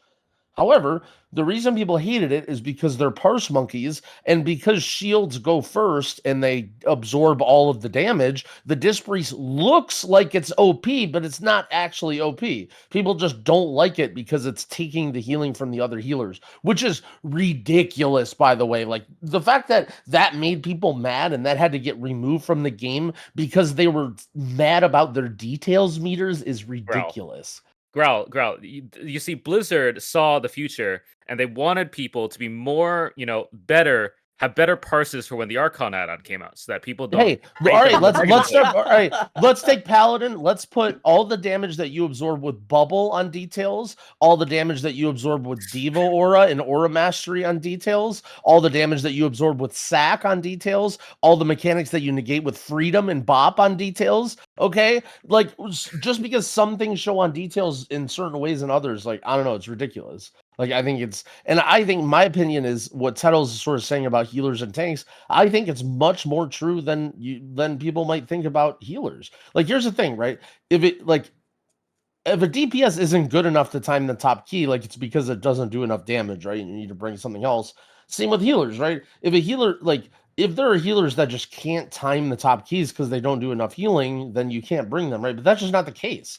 And I think that this whole idea that like, oh, Disc Priest is super, super easy, but you know, these specific players that are playing other classes are just 3 times more skilled. They're putting out double the healing that they should with Mistweaver or Holy Paladin. Like that's just not the case. Like, you know, Disc Priest might be easier or better right now, but the idea that you just like it's somehow enabling teams to do keys way higher when there's proof that you can heal these keys without disc is just stupid. Like, I don't know. I always hear that. And again, I'm not trying, like, I'm obviously, you know, maybe targeting specific Twitter or WoW users here, but I mean, I'm just going to use Ellesmere as a perfect example, right? Of like, I always say this. People are like, Holy Paladin is dead. It's the worst healer. It's like, dude, this dude's healing the highest keys in the world with Holy Paladin. And people are like, yeah, but he's Ellesmere. Like, yeah, Ellesmere's really good. He's one of the best Mythic Plus Holy Paladins and has been for years. But it's not like when he presses WoG, it just does 80% more healing than your WoG, right? Like, you can watch what he does and try and replicate it. And granted, you probably can't do the same level of keys, but, you know, closer. Like you can be up there. Like what makes Ellesmere good is he puts in a bunch of work. He learns about all the dungeons. Like he gets a lot of practice. He organizes groups and networks with the best people. Like that's why Ellesmere is doing the highest keys in the world. He is genuinely one of the hardest working players I've ever met. Like this is not even. Yeah, it's annoying. Can you just go easy so I can find groups? It's so annoying when my competition works hard, isn't it? Not even glazing. Like he is genuinely one of the hardest working players that I've ever met. But like in general, it's kind of a question, and I don't know exactly the answer. I lean towards, like, if the question is Oracle Disc too much better than the competition and needs to be tuned down a little bit? I think the answer is probably yes. I think that How would you nerf it? How would you nerf it? The problem is that there's not a great way of nerfing it. Yeah, right. Yeah, now basically. So I'll give you the answer. No, you're going to fix it by gunning it down. No, I wouldn't nerf shields by. I mean, you might not do that, but that's what's going to happen, right? No, dude. Blizzard is they're so delicate with some of the nerfs that they apply to some specializations, bro. They hit Windwalker Monk with a 4% aura nerf. That spec was illegal in raid and still is quite good in raid. They were very delicate with some of the spec nerfs that they hit a bunch of specializations with, unless you are a protection warrior, which in that case I apologize. But I think we'll revisit this podcast at the end of the season when 0 of the top 100 runs have a Disc Priest in them. Bro, they buffed Devastation by 5%. Do you call that delicate? No, that's kind of a hammer. Delicate as a hammer, of course. Anyway, to wrap up the Disc Priest conversation, the important takeaway from this, and Tettles mentioned it, and I want to stress this, is the game is a lot more fun when you don't get bursted down and when the healer has a lot of agency to save you, even from mechanics that maybe should seem lethal. I will say, one of the things that I have noticed by far the most about playing with Oracle Disc is it feels so much better whenever the healer is able to save me in situations in the past where the only thing that would ever be able to save me is my own personal defensive usage. Like the fact that the priest is actually able to rescue me from peril is a huge plus in my mind. And I think that other healers should be designed that way. And I think we got to go back. We cannot be having healers be able to actually heal you from 0 to 100 in one global. Like we have to go back to what it was in the past where, you know, damage happened a lot more gradually and you were a lot more intentional with your globals, and the healer could with strong gameplay actually be able to heal you through damage, as opposed to I'm getting one shot 100 to 0 and the only thing that could have saved me was me. Like, right. And the reason it feels a little ridiculous is like, for example, yesterday I maybe had a couple bevs and I was doing a workshop. I think it was a workshop 16, and I went for the rank 1 first boss parse by shielding myself for 10 million health and then running into mines and just doing that the whole fight and doing 3 million HPS on the first boss of workshop. And like, okay, should you be able to just run into mines and clear mines as a priest? No. Like, no, right? Like, you shouldn't be like, there are certain mechanics that if you fail them, you should die, right? Like, the problem is like with the way M+ scales, you know, there are certain mechanics that feel like for instance, priory in the first area, right? If there's a shout that goes off by a knight or a mini boss, and then you get hit by one wooden arrow that flies, you're just dead instantly, right? If you didn't mash a hard defensive there, even in like a 11 or a 12 key, you're dead instantaneously to that. That shouldn't be something, in my opinion, that kills you. And then likewise, you know, so that's something that Oracle Disc Priest can save. And in my opinion, that's something that every healer should be able to save, or that just give everyone enough max HP so that you shouldn't die to that sort of thing. However, you know, then they need to look at, okay, well, these other things that are killing people that Disc Priest is saving them from, you know, they shouldn't necessarily be able to run face first into a mine repeatedly for the whole fight, or like, you know. But the problem is like the preemptiveness, I think, of like the shielding. Is that, and that's like the nice part of the entire thing. Like, I see that I've ran out of defenses. I've been selected with the Cinder Brew 3 times on the first boss of Cinder Brew Meadery, or I have the impale on me from the knight in the first pull of Priory of the Sacred Flame. The 19-second bleed impale. Exactly. Yeah. And so it's, I have to be able to notice that that sharpshooter is shooting me with pot shot at the exact same time that Suleiman is pressing the thunderclap while I have this impale on me. And so I have to have the awareness. And like, is it possible to have the awareness to know that all these are happening? Yes, it is possible. Is it realistic to ask that of people? Probably not. I also will say that I am hyper aware of when I'm going to die or not. And not having to bear form because I'm playing with a Disc Priest is one of the nicest things I've ever experienced. Dude, look at this on screen right here. Why would you guys want to play Oracle Disc Priest? Elismir just got hand-delivered food by his girlfriend. You could either be a Giga Chad Holy Paladin player who gets hand-delivered food, or you could be a simp Disc Priest who power infuses people. Yeah, I mean, this is all I have, man. All I have is this OP Disc Priest. I'm finally a geared person who can get invited to keys, and this is all I have, and you guys are just gonna take it away from me again, and I'm just gonna have to re-roll into a Mistweaver. Look at this. I gotta go back to the clip because he's literally getting hand-delivered food. This is crazy. Hand-delivered food. He's being hand-delivered IO. Like, man. Out of curiosity, how do you feel about the battle res current like limit? The jumper cables? Or the 10-minute I mean, limit? just like the timer, the 10-minute timer. I think it's fine. I don't. Is that the right amount of Rezzes for the current state of the game? Probably. The problem is, well, it depends on who you are asking. It's an interesting subject because I think what Squishy's getting to is they've introduced more penalties for dying, right? Like, you can't really, like, even if hypothetically you had infinite battle reses, if you had 10 deaths in a key, you're not timing that key, right? Unless you're way overgeared. Yeah, that's kind of where I was going with it too. Maybe that's something that they should consider of, like, you know, if it's going to be timer focused. Because one thing that I found that's annoying about battle reses is if you're a beginner and you're learning the dungeons, there's a huge discrepancy between the value and the punishment of dying and releasing, or, you know, both of those things, right? For example, like, if you do a skip and then you release, like, you could literally waste your team like 3 minutes of having to run back, and then, oh, you died again, and then you res. Likewise, you know, you could release instantly. And then same with battle reses of, like, you know, you could die and you die in the first room of Cinder Brew and it costs you nothing. Or you die at the very start of a boss fight when your team doesn't have a battle res and you literally single-handedly depleted the key. And so I think that, like, as an experienced player, and who knows, maybe this is just a skill edge and like a thing that you learn that is good for the game, is like, you know, learning when you should battle res and knowing to save it and knowing when to release. But I do think it's a little rough for newer players getting into the game to be like, you know, it feels like that was something that I remember always hating when I was a noob, is like, okay, your team has 3 battle reses, okay? And then your monkey stupid DPS die 3 times, and then you have 0 battle reses. And then you die in a boss fight as a healer. Oh, key depleted. Fucking healer died. And it's like, well, you know, maybe if you guys didn't waste all of our battle reses, you could have res me. But like as a healer, and like, you know, it feels like you just single-handedly depleted that key, right? Even though really it's equally distributed among all of the people that died.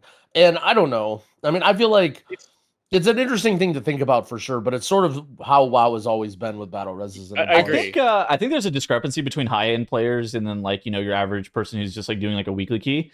I think for like high end groups, you know, you're gonna if you have like 5 deaths, you're probably depleting the key regardless. It's not really so, you know, what we kind of do now is, and this has kind of been the evolution since peril has been introduced, because we kind of know the consequences of leaving somebody dead for an extended period of time. We're already going to be up against the timer once we start having deaths, is you just kind of rip the battle res immediately. Like you don't really think about it too much, and you just go, yep, take this, it's fine.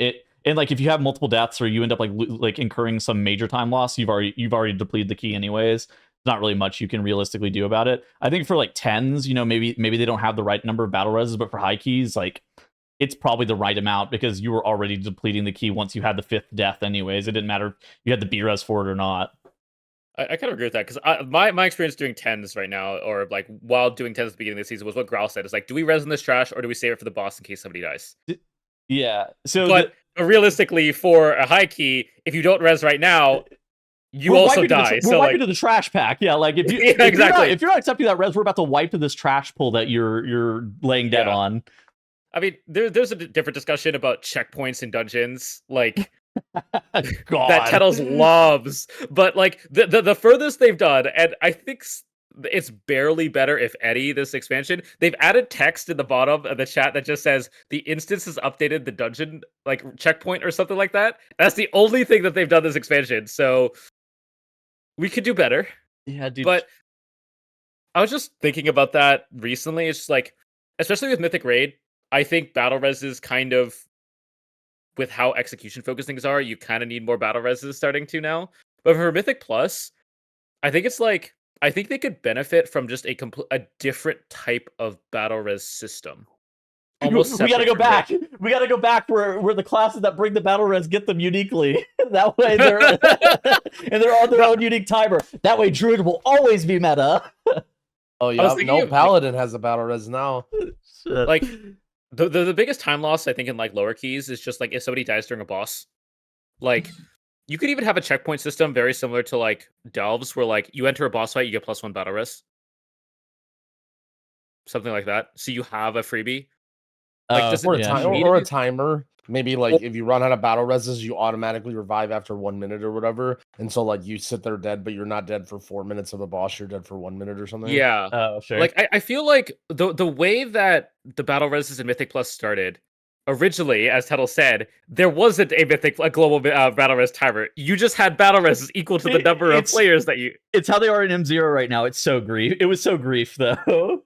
Yeah, so like they added the global like raid scaling thing, which equates to 10-minute battle res every 10 minutes, which is what it is in a flex raid. But I think that's still, I think that kind of almost needs to be updated in this day and age, in a way. I mean, what would you even change to, like 8?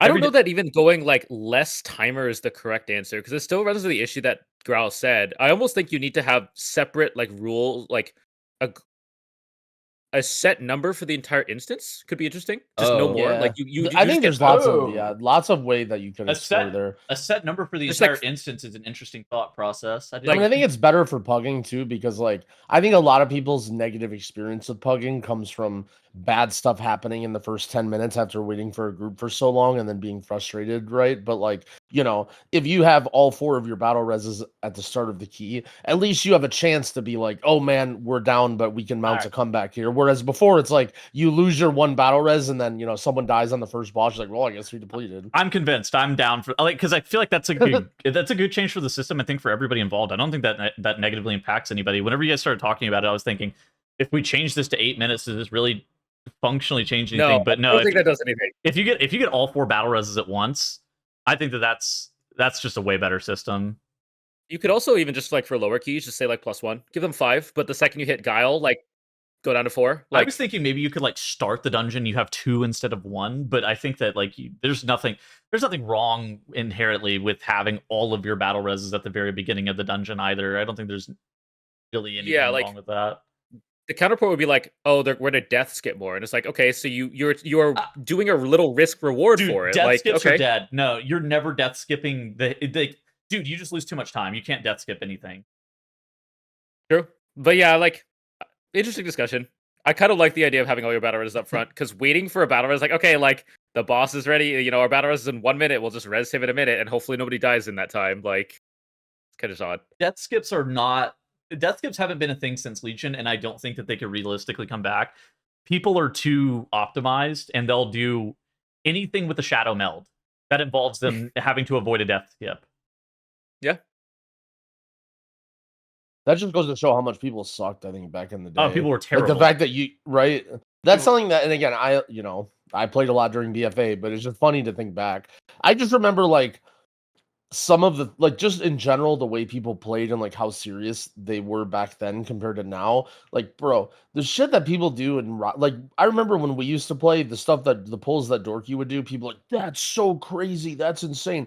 And like, oh, I can't believe, like, these would be like rank 1 world skips people would do. Remember, like in Shrine, when you would like this Korean skip where you'd like snap everything on the stairs and shit. Now it's like, but like no one would ever do that except for like people doing like rank 1 world keys or whatever. Now it's just like, dude, you join a random group and they're like, the tank is like pulling away the 2 hobgoblins in Cinder Brew, and you're like mind soothing by and then jumping over them and melding and shit. And it's just like, dude, people are wild in keys now. Like the shit that people do, people have just gotten so much better at M+ in general that it's actually crazy. Like the size of the pulls and the difficulty of pulls that are happening now is just absolutely nuts.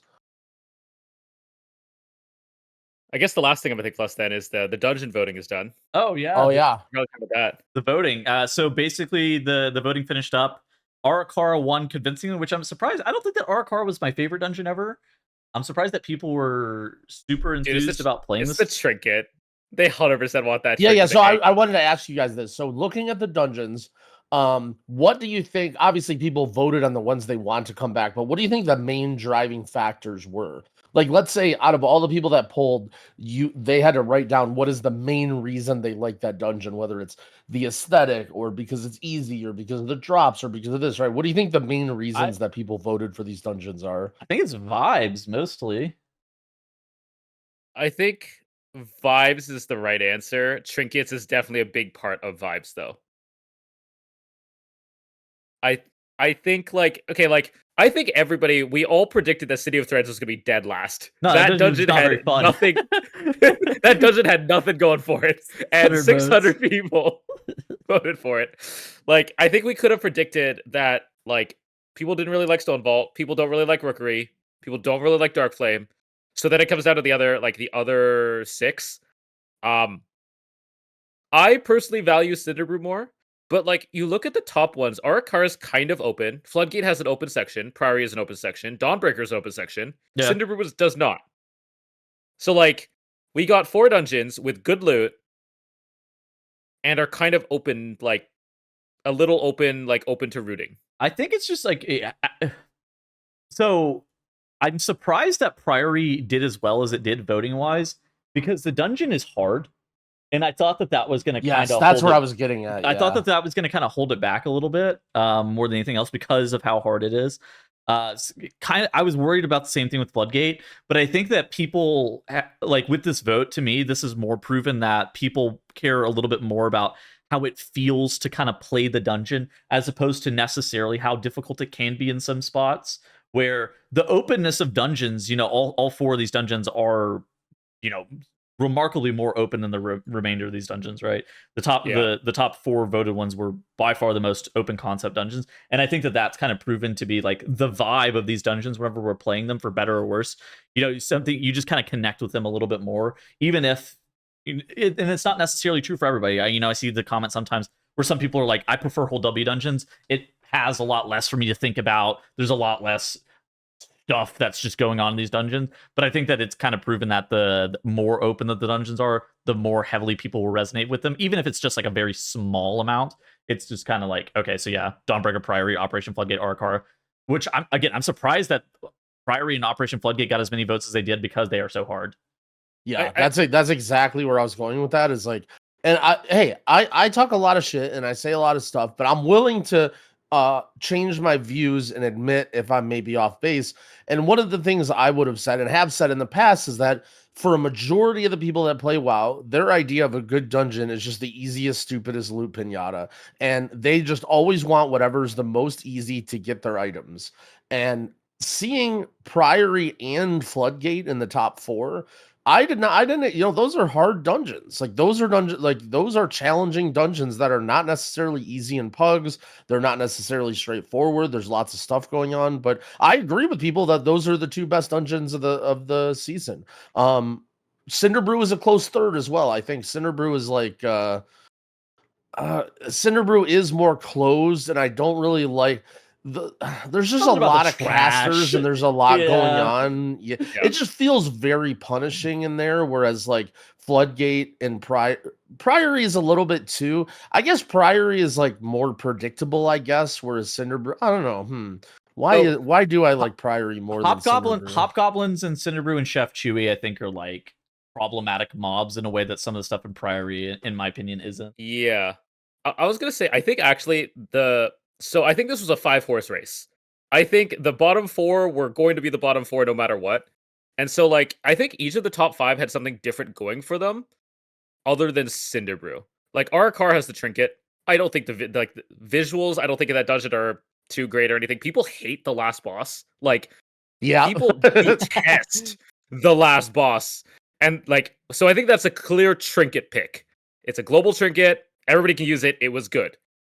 Floodgate, I think, is partially just like visuals, cool, like recency, like I think people just enjoy that dungeon. Fun. Yeah, it's just fun to play. It's just fun. Priory, I think, is almost certainly a visuals and like a visuals pick. You're going to this giant, pretty cathedral that reminds you a lot of the Scarlet Monastery from the old days. Okay. Like, I think that's why Priory's picked. I think there's good pulls, like there's big AoE pulls, and while it may be hard, I think the vibes and the visuals take over. Dawnbreaker, I think partially easy, partially dragon riding mechanic. And people forgot about all the bugs in that place. I picked Dawnbreaker. I liked Dawnbreaker. I mean, I think people did too. I mean, Arakar, Dawnbreaker, I think were the standouts from season 1 for a lot of people. Yeah, for sure. Those are by far the best. I think openness too comes down to, like you mentioned, just the way that it feels. Like when we think of openness as M+ers, we think of like, oh, what route do we pick and what pulls we combine. But just in general, just like not being claustrophobic, not feeling like your camera's being interfered with.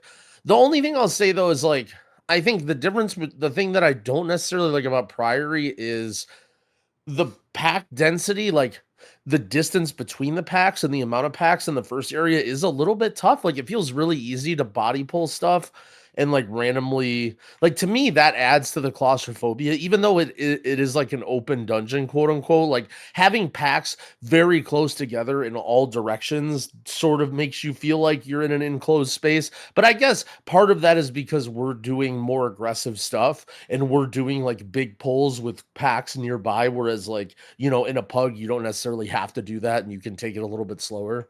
I think Cinderbrew does have something going for it, though. I think the theming of Cinderbrew is probably the best out of all of the other dungeons. Maybe Dawnbreaker theming, you could argue, is better, but I think that the BEO and just like the voice lines and a bunch of the stuff that's going on in the dungeon itself, I feel like that's pretty unmatched. I think Cinderbrew also just has, like you said, just some really negative moments that you probably remember. Yeah, Cinderbrew more than Dawnbreaker. Cinderbrew definitely has some negative moments that like kind of you pull Chef off. Chewy by accident, or if you pull something with Chef Chewy, you just die. I think so. The bee boss, by the way, is absolutely atrocious in pugs because no one throws the bees at the thing, and then you get overwhelmed and you die. Me and Tuttles were just talking about that actually before the podcast.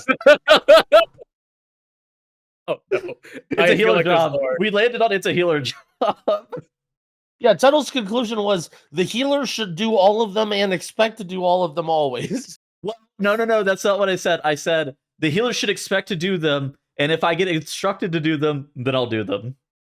I mean, to be fair, like that's what you do in high keys. Like Yeah. that's not really that hard of a boss to heal. But yeah, the number of people that I see, like, they drop the puddles middle, so you can't even like aim the bees correctly, and like That's grief. you don't get on the bees, and then like you try to shoot over the puddle that hits it, and then you get swarmed, and then you die. Like that is a very common thing for pugs, and I'm pretty sure that boss is the reason why that dungeon is not voted fourth. All right, so pro tip of the week for tanks.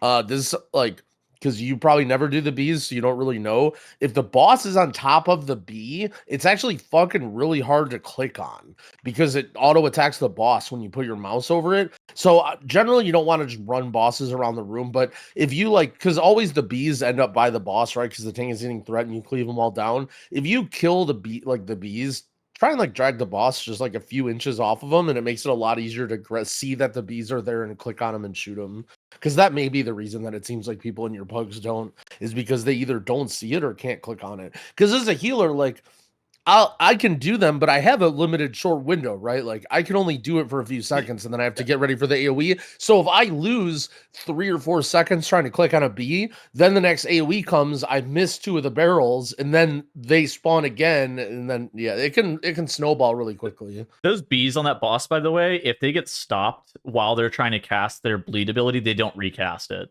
They're one of the very few mobs that actually operate like that this expansion. So you should slam a stop on their cast, and they won't recast. And that is a huge damage loss like on your party, because that's how you can actually die. If you have 2 or 3 stacks of the bleed, that's how people die basically. The other pro tip is you can bind interact, the interact mouse over, or not mouse over. It's just an interact keybind. Oh yeah, interact with interact with target or interact with mouse over. You can bind both of those. Just interact with or something. Like there's nothing there. It's just anytime you're close to an object, whether it's a quest item or like something that you can click, like a foot bomb on the first boss of Motherload, you just press that button and it'll interact with it as if you clicked it. Even if there's mobs and stuff nearby that are closer. So like, have you done the underpin delve challenge delve thing? No. Okay, well, regardless, it has those are just crickets. As soon as you say that. I do content. I'm sorry. It has like the football mechanic from Motherload. Oh, I know about that one. Know that one. And you need to kick it into things. And the boss is always on top of them because he's obviously targeting you. You're the only guy in there. So you pretty much have to have that interact with keybind bound. Otherwise, you're never going to be able to click the thing. So if you ever need to like click something, like it's really good to have that bound on Motherload. If you need to click a B under the boss, if like it works on Gateway too, if you're close enough, it works on quest items. Like, well, that's questing. So funny. I just look like such an idiot because everybody did that boss, right? So everybody just sitting here like GROWL's pro tip: move the boss away. I can't click on the B, and everyone's like, GROWL, if you did undermine, you would know that you could just use the hotkey. GROWL, that's what the Wowhead guide says. GROWL, it's the underpin. It's not the undermine. Whatever it is. Oh yeah, the undermine is the place I drive around. You listen to the Fast and Furious soundtrack and you just drift around circles around the Bellagio. Yep. Okay. What is this tip that you got for this week, GROWL? Oh, the clip? Yeah, what is this? This is my clip I invented that I did not totally steal from Wowhead that people didn't notice. So after the second boss in Workshop, you can actually just climb up the wall here instead of taking the treadmill thing. If you're a class that has a speed boost, it's probably faster to just take the treadmill. But if you're like a priest, or if you're an idiot, or if you fall off and you end up on that little grate there, you can just jump up. It's actually very, very easy to do. And you see I like grabbed some viewers here and we're practicing it. Basically, like, I don't know, it's hard to explain, but we'll link the clip or whatever in the notes or something. You basically just like literally push in the direction that I'm pushing in and just jump. It's like very, very straightforward once you try it once. Okay. My tip I got. So actually you can skip pretty much all of the mini bosses in Theater of Pain with just movement speed. So most groups, and if you go into a pug, people are doing this even in like a 10, where they're just like, they'll press stamp roar and they'll skip by one of the mini bosses. You can actually do this for all of the mini bosses. So one of the high-end routes that people are doing now is they're just like movement speeding by this guy, and they're actually just running straight into this captain pack and then just fighting this captain pack, and then they'll wait, and then they'll run by this next mini boss as well. And the you see we stack up on that X marker and we just press stamp roar again and then we run on by. Another random tip, by the way, is one thing an item that I never see people. Maybe people are using this, but I never hear anybody talk about it. That I'm using it all the fucking time. Is the cape off of Sprocket? It's a haste mastery cape, and it has an on use every 2 minutes that gives you a big speed boost for like 1 second, and it is insane for like any sort of skip. If you're somebody who like skips in dungeons and make you nervous, or you play like some stupid slow class and you feel like, oh no, like I mess up that theater skip or whatever, literally just use this cape and just keybind it, and you get like every single skip is just immediately free. Like I've literally gotten to the point now where I'm like, we were talking about Shadow Meld earlier, like I'm doing meld skips for my group. Like I'll like pain sub myself and I'll just cape through the mobs and just like pull them like, dude, I did the hobgoblin skip. I did it as a priest. No way. Of what level? I mean like a 16 or something, like a 15 or a 16, like a very high key. That is crazy. Yeah, you just pull them, pain sup, and then just cape right through them and then meld, and you could get through it. It's actually like, I don't know, it just makes skips a lot easier. Obviously, like, you might not want those stats or whatever, but I mean, it's just a cape, It's a little hard to get, but I mean, you should try and farm it out on normal and heroic every week if you're somebody who, does a lot of M+, but skips make you nervous. I don't think we talked about it. I guess mine will just be mythic BOEs or BOE again. Yes, they are. Yep. I got one that dropped in my weekend raid, and I got a cool 3.5 million gold. Bro, I was there's a Discord that's like some buddies from another game that are playing, and one of them got a BOE from it was like Wednesday or Thursday, and they're like pogging out. They're like, oh man, it's 6 million gold in the auction house. And then I'm trying to temper their expectations. I'm like, yeah, the price comes down pretty quick. Like it's early, blah, blah, blah. And then like within an hour, he just pastes a screenshot of his mail and it's just 5.8 million gold in his mail. And I'm just like, holy shit. The necklace is going for like 7 million still. Yep. All right. Here's the real pro tip. You don't need to kill Vexy to kill the lieutenants. So, all right, this is a juicy tip. All right. You can go farm. Wait, hold on, stop. Tune into our Patreon for the end of this question. You go. Tettles is gonna bleep out all this, even though we're not talking about anything. And you don't actually need to kill Vexy to get out. So realistically, you can go to Sprocket as our first mythic boss if you really wanted to. But there's a door in the hotel. You just walk out of it. That's the tip. Wait, I'm logging in right now. Like you just like walk upstairs and you can just walk. Yeah, so if you turn around and you go out the other door, you can just go explore the city. There's no like thing preventing you from doing that. How many of the mini bosses can we need to like Tettles is gonna make a video about this tomorrow. I already see it in his eyes. They're on weekly lockout. They're on weekly lockout, aren't they? Yeah, so you have to go on alts, but like alts can kill trash. Oh my wait a second, alts. I didn't consider alts. Yeah, well, because there's one in front of Carnage, there's one in front of Ricky. Richard Reverberation. There's 2 in front of Styx and 1 in front of Sprocket. Yeah, there's the dog and Glob Grog. Yeah, so you get 5. Yeah. I did make a nice... so if people are not totally sure what we're saying or not understanding, so basically mythic BOEs are like very, very expensive, especially early on in the tier. And generally, they're annoying to get because you have to either get a lockout from a guild or find a team of people good enough to kill mythic bosses to unlock the trash. But apparently, you don't need to. Apparently, you can just get a bunch of random, rats from Group Finder and then just jump out of the window of the Galagio and kill all the mini bosses. And each it's not even jumping out a window. You just walk out the door. It's just not locked. Everybody assumes the door was locked. Check the handle. Check the handle? Right now. All right. It's actually a sick tip. That's an insane tip. If you're all right, anybody, if you hear this and then you go get a BOE, leave it in the comments if you sold it. Because I feel like this is gonna be the best tip of the pod so far. Also, congratulations if you get one. Yeah, also congrats. All right. One more thing. Okay. There's one more thing. Tettles finally got the MOLEARM after like 8 months. from the start of the The expansion. MOLEARM. Dude, I got it from a delve. So I have to do delves every single week because, you know, my class is stupid and wants the energy drink from delves. And so because my class is stupid and wants the energy drink from delves, I do them every single week. And last week, my map item was the MOLEARM. And I go, no, man, it's this stupid weapon. I needed this months ago.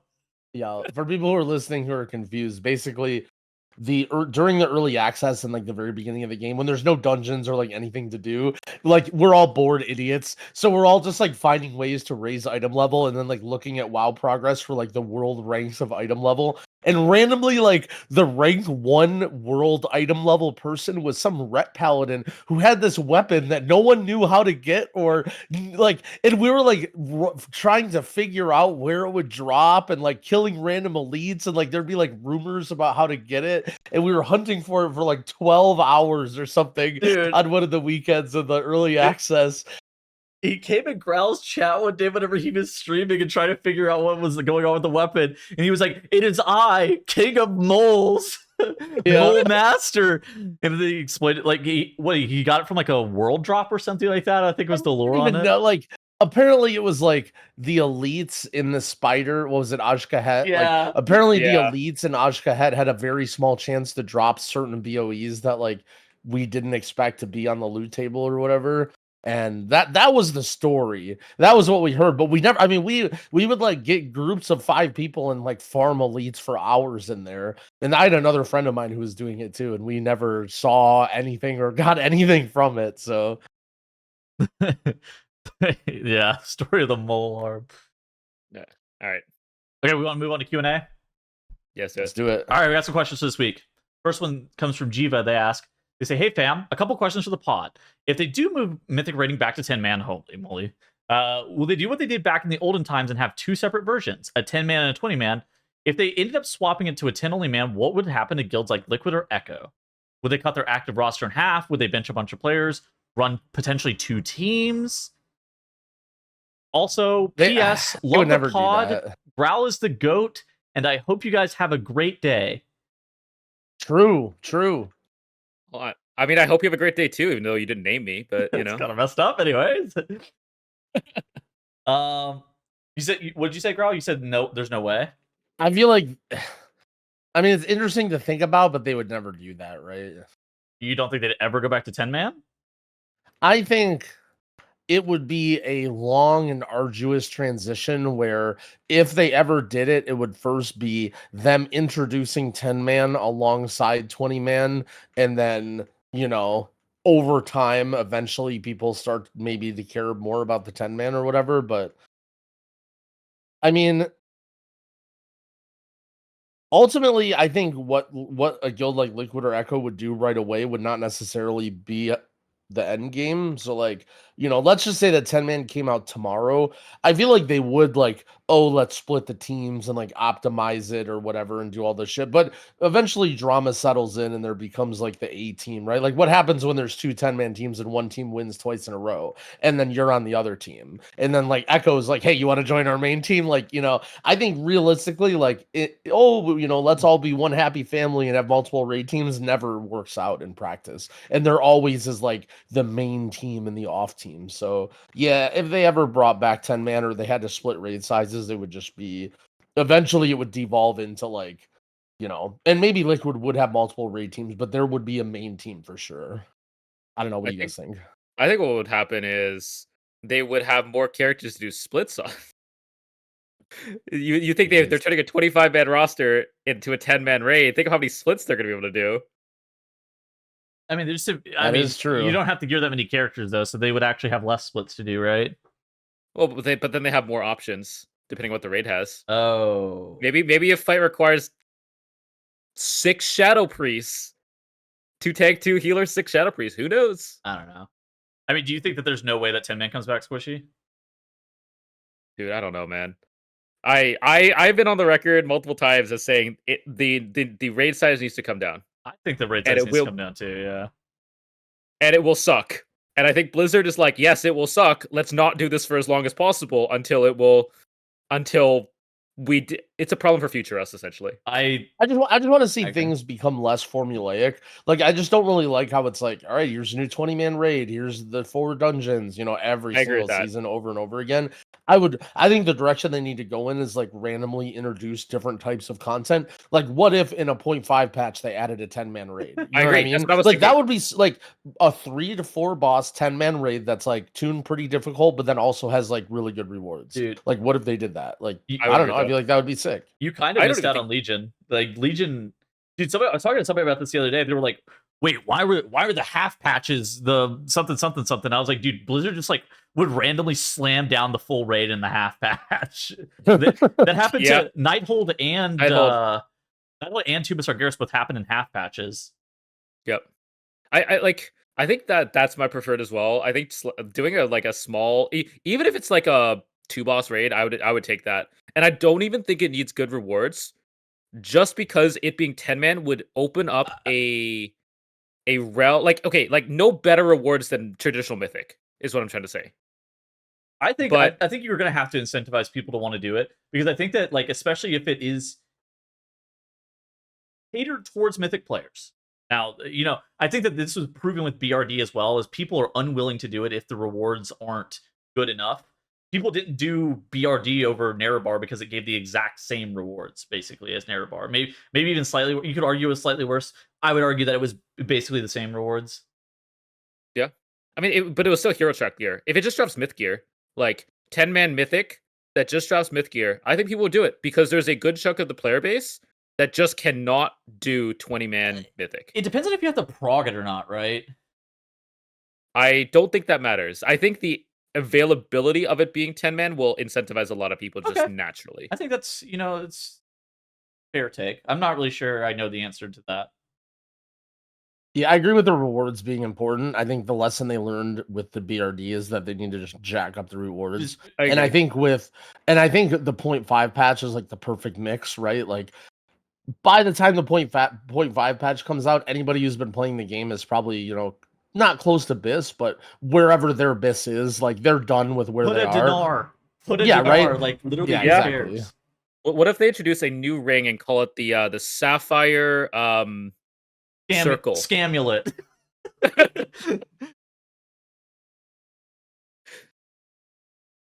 Right. Okay, next question.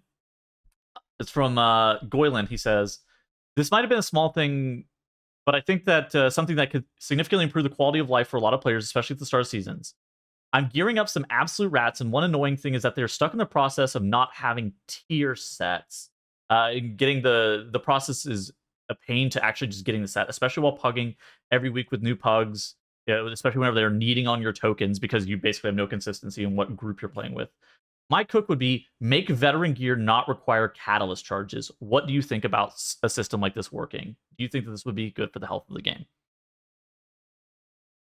I mean, eventually you don't care, right? Like the whole, like pretty soon you're going to have enough catalyst charges where you don't care. Right? Because if you have 8, let's say you have... That was my gut reaction reading this too, is that eventually you just run into enough catalyst charges where it's difficult to read as almost impossible to actually spend all of your catalyst charges. Like, I personally think tier and the catalyst is still kind of a stupid system. Like, basically, like, okay, the way that you have, like, tier feels like when you play the game, you feel entitled to get your tier set. Like, a tier set is basically, if you don't have it, you feel like you're slighted. And if you do have it, it's like, okay, I have it, I deserve this. And so it doesn't really feel like it did back in the day, where it's like, oh, you raid log for 3 months and then you finally collected your 8 pieces. And it doesn't feel like something like the raid with the very rare items where it's like, oh, you feel you're so pogging out that you got this, but it's really only like, a 1% gain or a 0.5% gain for something like a crazy trinket or whatever. And I think that it just doesn't really serve a purpose, like the whole catalyst charges and like collecting the pieces. And I think I don't know. I don't really understand it. Like, basically the way it feels to me is like week 1, you're almost guaranteed 2-piece if you play the game. And then if you're really unlucky, you don't end up getting 4-piece until week 3. And then if you play the game, you have your tier in the first month, no matter what, which is like good. I mean, you shouldn't not have your tier, but at the same time, like if they're just handing it out to everybody, why is it this weird acquisition of like some people have it for a week and some people don't? It just feels messy. Yeah. I mean, I agree with Girl. I think it's like if we were to do this, the question is why does tier even exist? Like, if everybody's just gonna get it, why does it exist on specifically gear? And that kind of leads me to like, what if tier was just like another game where it's just this season, especially if they keep going with these role based stuff, these are your season specific buffs. You know, all tanks you get this luck of the draw passive. All DPS you get this jackpot. You know, all melee you get this. All healers you get this. And these are just the weird class modifiers that we have for this season. You know, like how TFT has insert weird mechanic here Set every mechanics. season that Yeah. Like at that point, does that make it better? I mean, it probably leads to more gearing options in reality. Is that better? I don't exactly know. But that's kind of the direction it feels like we're going. Yeah, I mean, do we like that they're going in that direction with the gearing options though? I don't really know. I feel like I preferred the old way that the tier sets were designed than the current way, where we got like new unique tier sets that were heavily interactive with our classes kit or our specs kit, as opposed to half of it being interactive, and then the other half could be interactive, or it could just be, you know, a build on the 2 set, which was not very interactive to begin with. I'm still of the opinion that tier should be a season goal, and not given out like it currently is. And you could have like a checklist of things that you do which gives tier, like you know, the first tier which gives veteran level gear is go do some open world shit. When you complete that, you get your first level of tier. The second tier could be do some mythic plus, do some raids, or like it gives you options. Oh, you know, like not like it's not like- like attached to your. Oh, I see what you're saying. It's not like it's a piece of gear. Isn't that kind of like the Diablo 3 sort Yes, of? that is exactly yeah. where it's Okay, done. okay. Yes. Yeah. Yes, that's exactly my thought on it. It's just like it gives you something to work towards while guaranteeing that you eventually get it and changing your gameplay. Like I feel like that's kind of what the healthiest and most fun thing will be for players. Like it gives you something to do, which is what people fiend for. Like, would you say that it should be gettable purely solo? I think the first level should be like if your first level was like, let's say champion tier, Champion or veteran or whatever, and that is, you know, do like options between like 5 tier 8 delves and do the theater thing a couple times, 8 and M you know, zeros. M0s, get rep, do get normal- level 10 do- rep with one of the things or whatever. yeah, normal raid, LFR raid. Then you get your champion tier, and then once you complete that first one, you don't complete 4 or 5 to get your full set out of 8 or whatever. You unlock the upgraded version, the hero version, which is now kill heroic raid bosses. You know, do 10s or do 7s or something. Do tier 11 delves. That kind of thing to get your tier set. And It's then hilarious you that you included normal and LFR as solo content.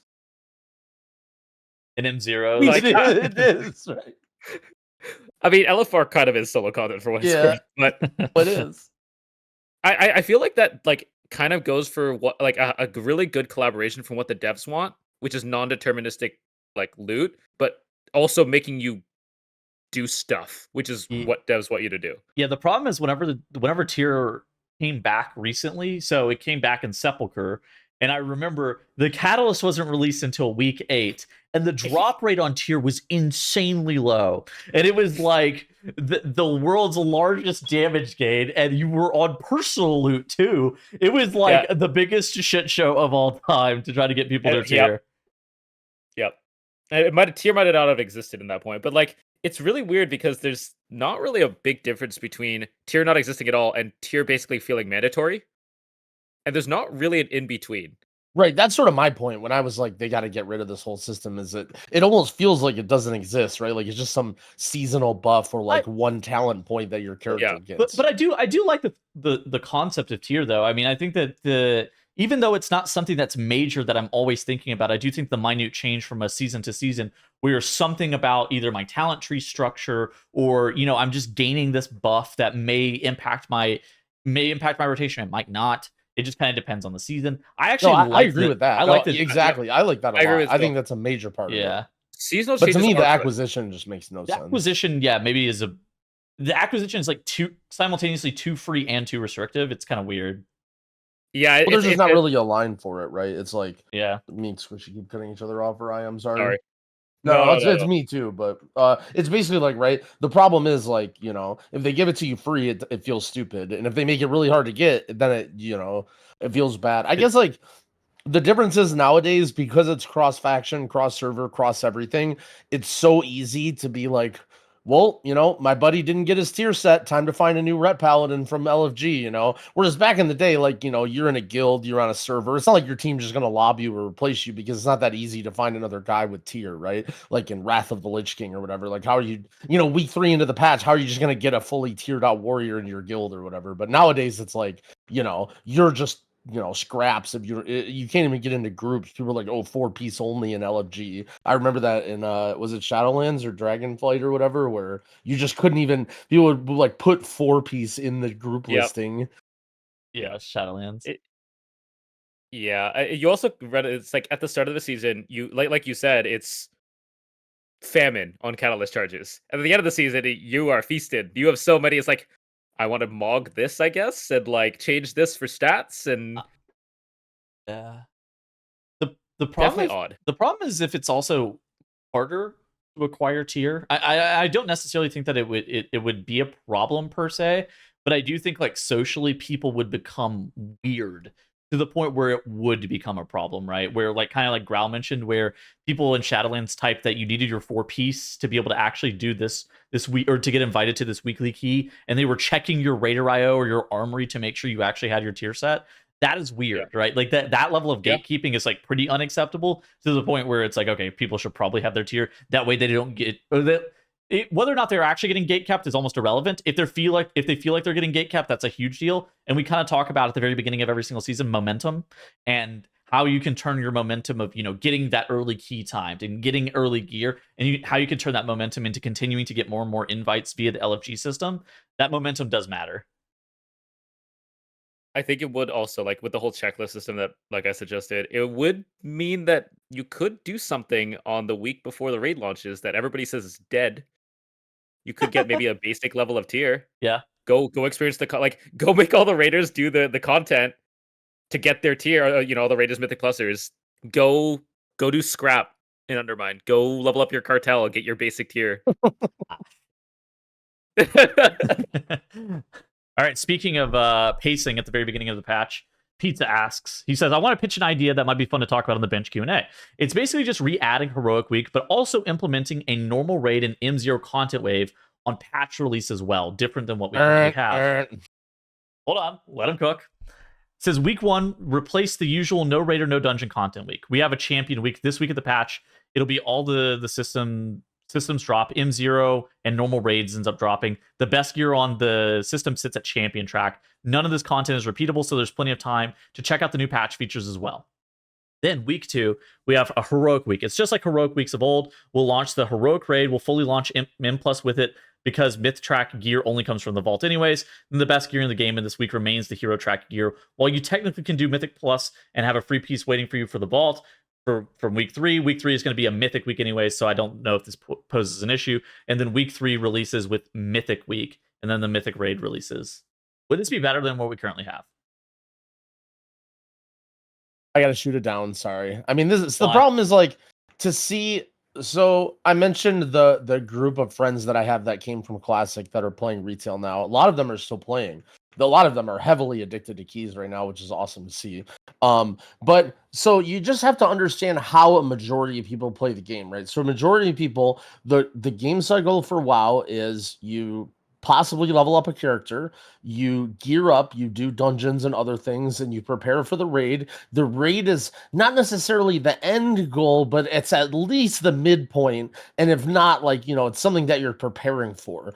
And so having the raid out right away is like doesn't really fit that, because people want to be doing other things, and you sort of have to protect them from themselves in that way. You can't just say, oh, just do the raid when you want to, because everybody wants to go into the raid as soon as possible, and when you don't have that time to level up your guy and get your gear, it feels like shit. And you might say, well, Growl, like there's so much, there's plenty of time to do that before the patch comes out. Why don't you do that then?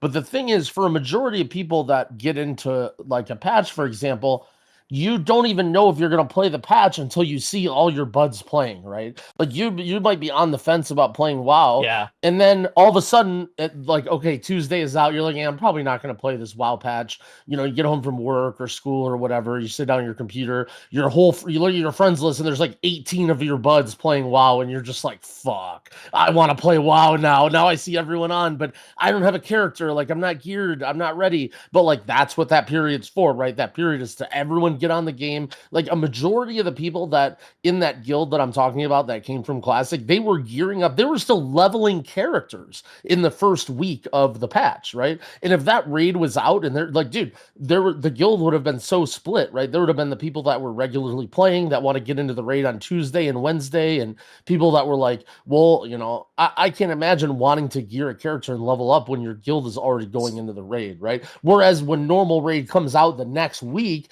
and that's sort of your goal is to see the raid, you see, okay, I have this whole week to play with my friends and level up. So it just can't work that the raid comes out on day one of the patch. You have to have that no content, no anything except for leveling and like, whatever story mode week for sure. I was having a conversation with Giants at the Race World first, and we were kind of talking about this ish, right? And something that he said that actually kind of resonated with me. He kind of posed it as, what other game do you know that the game launches or the expansion launches or the set launches or the season starts for whatever game, and there's just like no content available on launch? Like, how many other games actually launch like that? World of Warcraft is like genuinely the only game that I know that launches the patch, and then you're just like dead for a week. And if you elongate that even further as well, I do think that also starts to cause problems too, though. I agree. No content for you, but there's a lot of people that like all the people in this Discord that I'm talking about, they were slamming all day. They were leveling alts. Oh, I'm level 47 on my druid. Let's queue some time walking. Let me do undermine. They're checking out the drive. Like there's so much content for a majority of players. If you're somebody who is mythic rating and you're all in 640 gear and you have one of every healer and you have a guild, yeah, there's no content for you really. But that's, I think, a minority of players compared to the people that come back and check out each patch. Well, I do think then at that point as well, like why not? Like if the people who are actually raiding are the minority of people, then at that point there's no problem with like just releasing the raid. I don't agree with that, but I also don't think that like there should be any subset of people that a patch launches and they have very little content to do. But at the same point, what you're saying has merit for sure. I don't know how to fix it either, because I think that kind of like this guy posed, like, launching the normal raid immediately would be a bit weird. What were we gonna say, Squishy? I was gonna say, for like my issue is the week 3 mythic. I think that's weird. I think waiting for mythic longer is not exactly the best thing. But I think like the only other solution that I can think of is launch. Like, what if Undermine was 1107 and then the raid launched right on 11-1? Oh, yeah. I mean, kind of similar to what they did back in Legion-ish. I mean, Legion, did numbering differently, but yeah, could be good.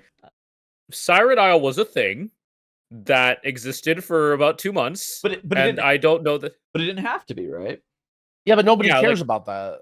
Well, that's the old patch. That's what I mean. But what if Undermine was there and because right now it feels like the way that WoW is the major patch, the .1s, the .2s, you abandoned everything before that. But with the way they're doing things now, it feels like it should be a little more continuous, right? Like 11.0 leads into 05, leads into 07, which leads into .1. But we're still like, we get 11.1 and we forget everything that happened in 0.7. You're right. 0.5 should have had the Undermine in it. I think that's probably correct. Is that better? I don't even know that 0.5 should have been, but 0.7 would have been cool. Yeah, 0.7. I don't know. I mean, from a person playing the game point of view, though, that doesn't really change anything. Like, okay, so imagine you're somebody who you started War Within. It was okay. You played Priest. You didn't really like it. Everyone wanted Shaman. You kind of gave up early in dungeons and you lost attention because your friends were playing, right? Okay, Undermine comes out in 1107. You don't care. right? But the point, You don't care about Undermine. Why would you log back on your priest to do the Undermine in the same season in the same raid, right? And then okay, now 11.1 is out and the new raid's out day 1. And now what do?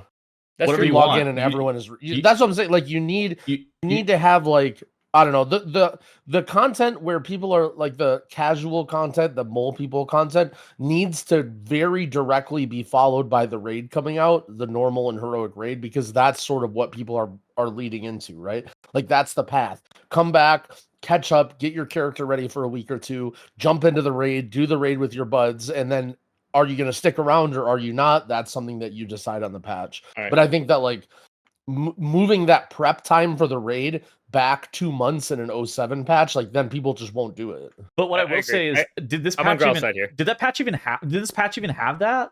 Like you say that they were leveling and stuff like that, but the only thing that they were even getting gear wise was like old patch gear from old M+ dungeons. So there feels like there wasn't any continuity. Yes, my point is that they're coming back for the raid. They're not coming back for that content, but they need that content to be there. That's exactly my point. They're not coming back to play the Undermine and to do the time walking. They're doing that in prep for the raid. But if there's no raid for them to prep for, they're not going to come back and do that content with them. You know what I'm saying? Like that's why or if the raid is already that content exists there to give them something to do to get ready for the raid. Like they're not coming back to enjoy the Undermine. Like they're doing that also, right? Like that's sort of, you know, Blizzard is guiding them along that path, but they're mainly coming back because they want to raid with their friends. What I will say is that there is an issue of content pacing on each person you ask, they would want the content paced in a different manner. True, that's very, very true. Yeah. And I'm sort of pigeonholing like myself and then other people that I see around me, but you're right that there's a whole spectrum of, you know, people that want to enjoy WoW every single month and they want things to be released constantly, and people that only want to enjoy Mythic Raid and only want new dungeon seasons and PvP. And yeah, so there's no for sure right answer at all. Because I think that, like, funnily enough, that solution that you just described is not even necessarily something that would be fun for any of us in this call and any of our friends, but that's also not the right decision for other people as well, who, you know, maybe are like, you know, all the decisions that they're making might be different, just like on a per person basis. It's not always there's not just one universal right decision, which is why, you know, this kind of always gets brought up as to like what is the right decision for the content cadence. Yeah, Growl's convinced me. I'm convinced that there's no good solution. There's definitely a problem there. Like I agree with what you're saying, that like part of WoW is servicing people who really enjoy and are passionate about RPG endgame and want cool and challenging dungeons and raids, right? Like that at a heart is what WoW is trying to cater to. And so for the top end of those people to have nothing to do is a little bit disappointing. But I think part of the problem is like our level of play is so much higher that their progress is our like warm up, right? Like our idea of playing with our random buds and gearing up for fun, we're doing that in the week. We're doing that when M+ comes out, right? Like the cool thing about week 1 of M+ is like, oh yeah, we can play with whatever classes and play with our rats and play with our shitty friends. But that's not how other people are like, oh my God, I have to get to +10 this week. Everything I need to do, you know, but we're like messing around, and like the normal raid and the heroic raid is like, oh, let's see the raid for fun. And oh, I don't feel like downloading any weak auras or using DBM. Like I'm not going to look at my rotation right now. I'm just using last patch. Like that's our fucking around getting ready time. You were on like death's door whenever we recorded this episode, but Squishy and I were kind of talking about whenever the week that dead week that was happening. What I posed, I didn't even think that the raid needed to come out that week. I thought that M0s and Delves, the current season of Delves and M0s, were like, I would have much preferred those be during that week though. At least that way that there would have been something, right? As opposed to doing old season M+ and old season Delves. I'm just like, you could absolutely just do this season's Delves and this season's Mythic Plus. It'd be totally fine here. I think the one thing that I need them to fix is the weird no upgrade thing during that week. It's hella weird. Oh yeah, hella cringe. Yeah, you remember that, Growl, where you couldn't upgrade your gear at all during that week because it was in between the seasons and stuff? Yep. Oh yeah. That was cooked. That's the one thing that I want them to fix. Remember the meme about me getting the Spy Masters and then not playing it and being angry about it or whatever? Oh, So yeah. I had a Spy Masters that was unupgraded, and I came back to it, and it was actually one of the best trinkets early on for disc until you get the heroic raid trinkets. And I couldn't upgrade my own Spy Masters because it was from last season, and it didn't have the crests or whatever anymore. Yeah. Okay, that was episode 37 of the bench. Thank you guys all Another so banger. much. Yeah, another banger, dude. We went 2 hours and 7 minutes. Hell yeah, I'm hungry. I'm about to Yep. go get some food. Yeah, I'm Same. about to go cook. What are See you you gonna guys cook? Some bulgogi fried rice. Oh, Oh, hell yeah. That sounds good. It's gonna be sick. All right, GG's everybody. Bye-bye. GG's.